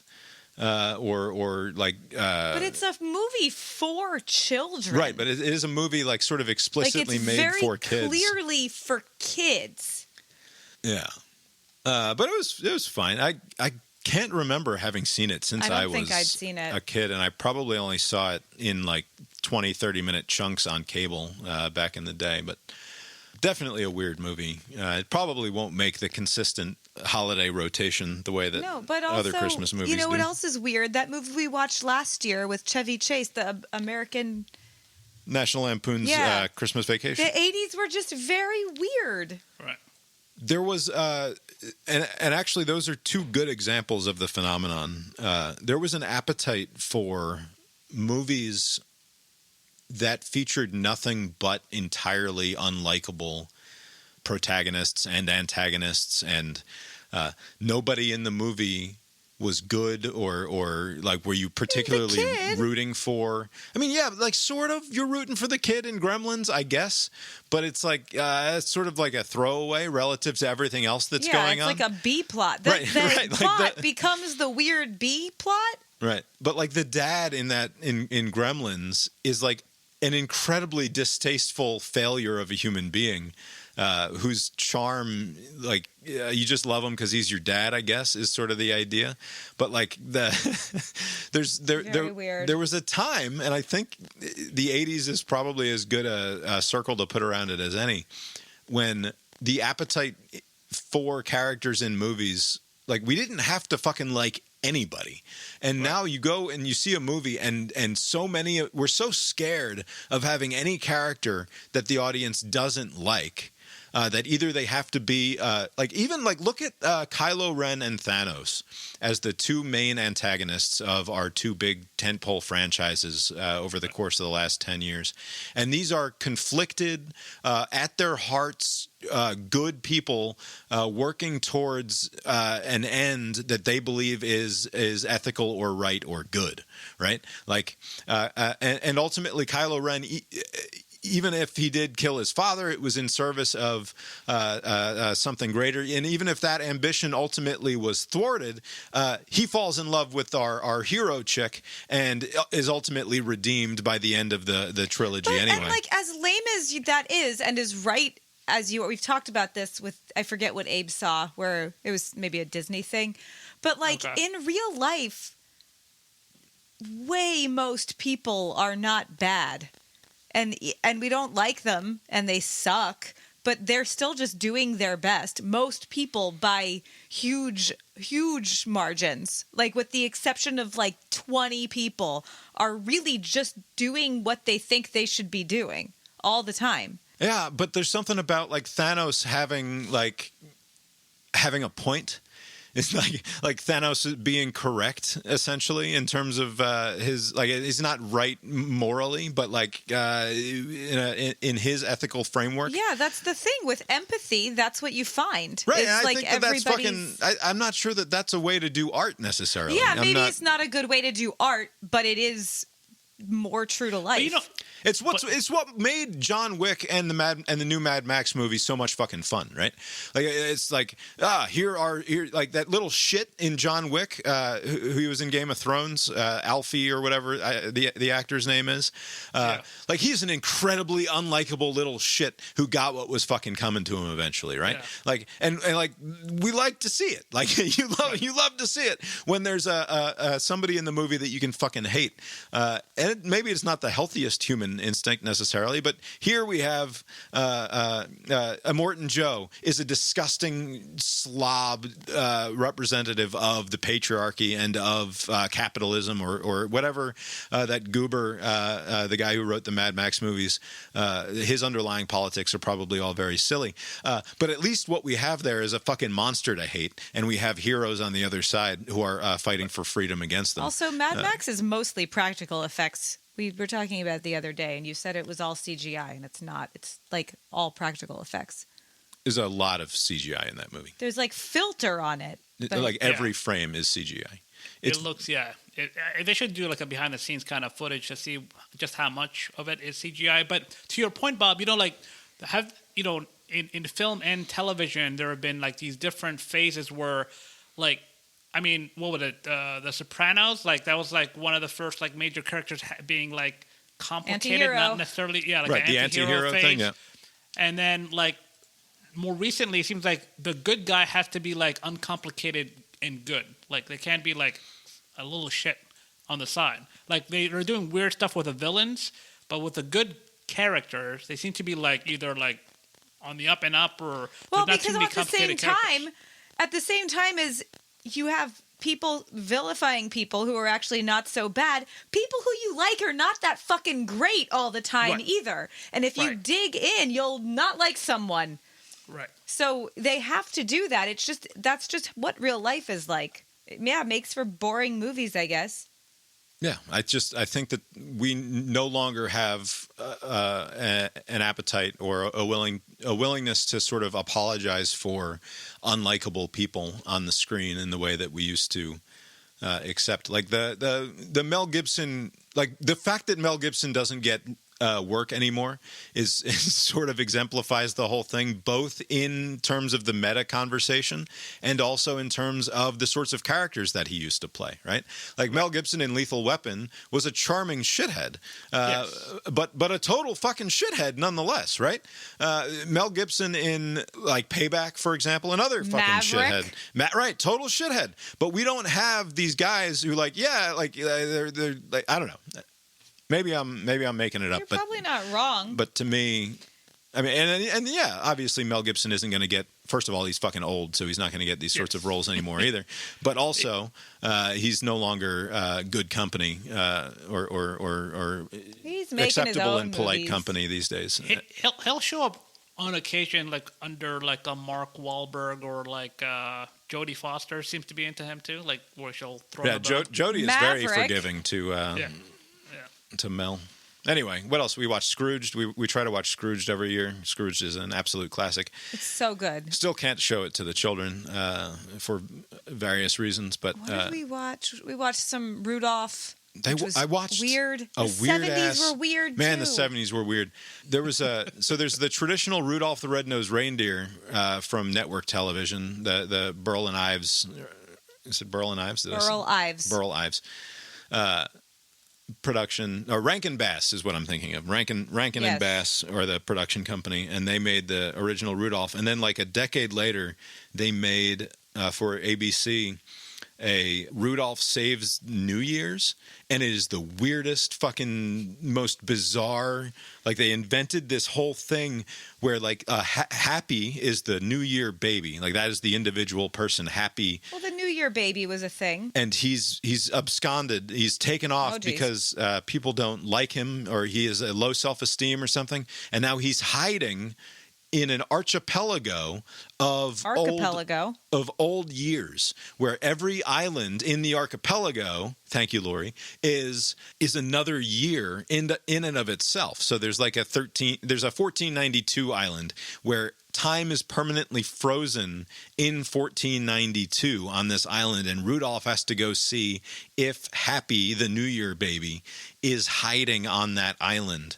And in the meantime, he encounters like this giant evil condor, and there's a big blue sperm whale with a clock in his fin or in his tail. And it's not like now where they can just throw this together with like the AI, just tell the robot. No, this took like fucking 18 months or something to put together. Stop motion. Yeah. Like they have to take a picture and then move it this much, and then take a picture and then move it this much, and they have to do that for every frame, and it's an hour long.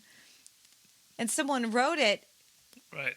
You know, people from the 70s, when they're making this stuff, they must have thought the audience is going to be very limited. It's just going to disappear into the ether. And now people have access to all of this stuff. Like, it wasn't meant for people to be watching this in 20 I don't think they were thinking that far. It's supposed to air on ABC to an audience of like 8 million people and be done with it forever. But now it plays on permanent repeat because we can't make anything nearly that interesting anymore for whatever reason. Like, and that, like, say what you will about how fucking bonkers it was, I was enthralled by it. Like, as a captive member of the audience now, these many years later, I was thrilled to be able to experience it because nothing that they make these days is half that interesting. We also played a game about time travel and music. What? We played video games. Oh, yeah. There's a new Jackbox game. Jackbox makes these party games that you can download on your computer or your Nintendo Switch or whatever. And we played one of them, which is basically Pop Quiz Hot Shot. And it asks you to guess what year this major historical event happened. And you have to fit it along a timeline. No, this minor historical event happened. Not major ones, because then you would know better. Yeah. But it's like when were tampons invented? Like, right, and you sort of you're playing basically like over under with everybody else in the room, and then nice. and then it keeps track of how wrong you are, and then somebody wins at the end. It's fun. But anyway, that's what we did. There was a lot of loafing around, and there will continue to be a lot of loafing around. I have to work tomorrow, but only a little. Like, only technically. Only for a few hours, yeah.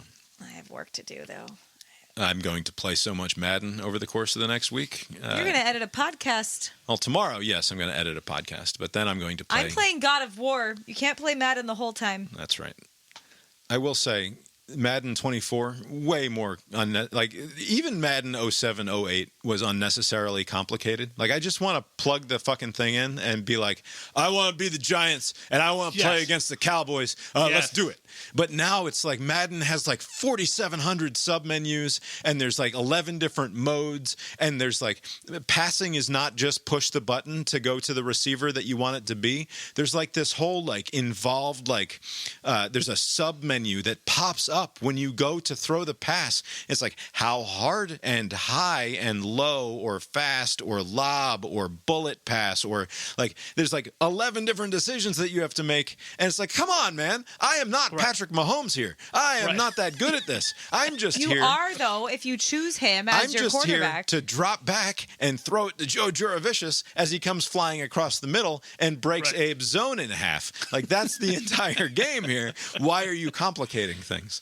Right. You should have the option to complicate it to your heart's content, but there should be a button early on that just said, I just want to play. Like, I know there are all these features and bells and whistles, but I just want to play. I want to shoot somebody. I want to throw the ball. I want to just do the thing. Let's do the thing.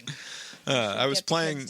Yeah, we should be done here in just a second. But I was playing because I was talking to Calvin about how I was going to kick his ass in Madden, right? And so we fire it up, and we select our teams, and I defer because I'm supremely confident. So I win the kickoff, but I defer, and I kick the ball off to Calvin, and he gets it. He takes it out of the end zone, and he doesn't get past the 20. He's tackled at like the 17. It's, you loser. I got you. You suck at this. And I'm riding high. And then the first play from scrimmage, he runs like a counter off tackle to the right side and goes for 83 yards and a score. Oh, wow. Yeah. And he says, bye-bye. as his guy is getting past my last safety, he just goes bye-bye, and Lori comes running in from the other room. I wanted to watch him get beat up. And then that sucker didn't score again until like deep into garbage time of the fourth quarter, and I won like 56-13 or something like that. It was like the Tennessee game, is what he experienced. Yeah. It's going to be a nasty few years at the house here. Because he's going to practice. He is. He's going to practice. He'll be kicking my ass before he's 15. He's going to retire you from this whole hobby. Oh yeah, like that's the other thing. Like video games suck. When, as soon as he starts consistently kicking my ass in Mario Kart, I've been playing Mario Kart for my whole life, as far as my brain is concerned. I mean, it's not quite that long, but like basically, I've been playing Mario Kart my whole life. If my kid is going to be consistently kicking my ass in it, I will want no part in it moving forward. And to this point, like he's started to get one off me every once in a while, but it's not a consistent thing. But over the course of the next 2 years, We're things also could get only ugly. allowing them to play video games for small. Like we don't let him play very much. Like we let him play too much, but it's not like we're letting him sit there and play all day. If we did, he would be better.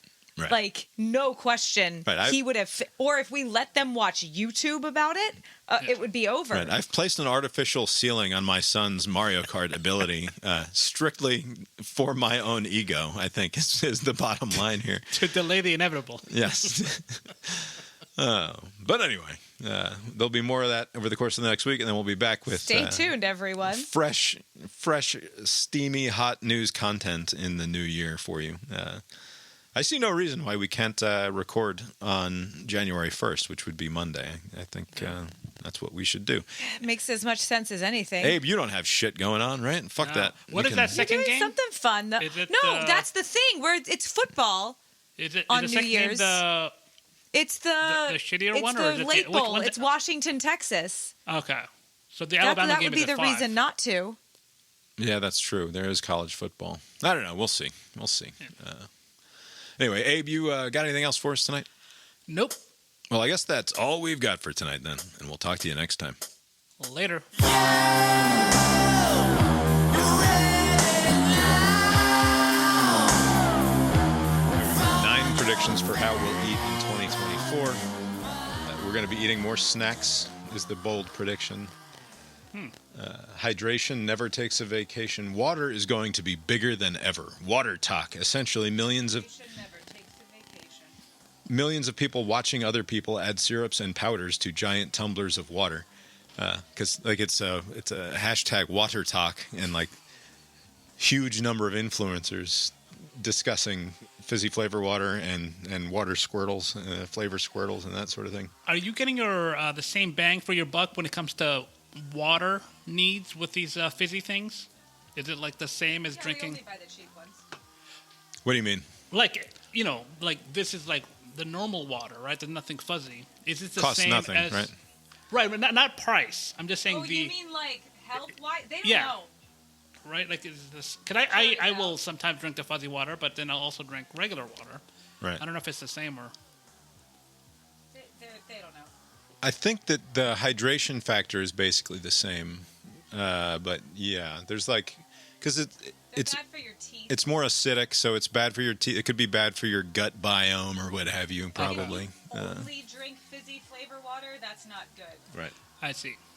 But if you also, it's not like. But also compared to a Coke Zero, like the fizzy flavor That's water true, is yeah. far less acidic than a Coke is, So I guess that goes to...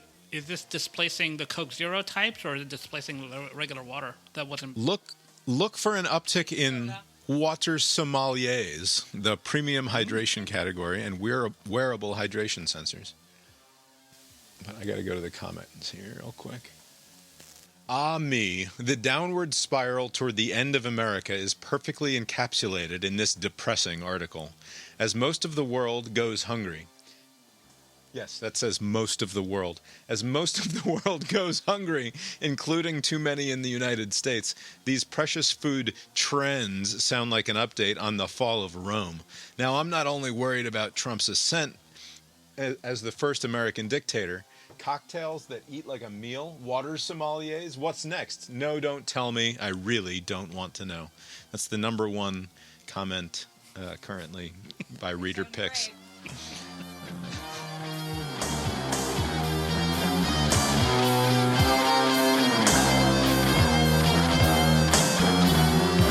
Here we are, Abe, Cast Iron Brains, a podcast not yet recovered from the indulgences and permissiveness of Chrisman. A podcast... Chrisman. Chrisman. It's like the mailman, but Chrisman. The proceeding was created with 100% human content.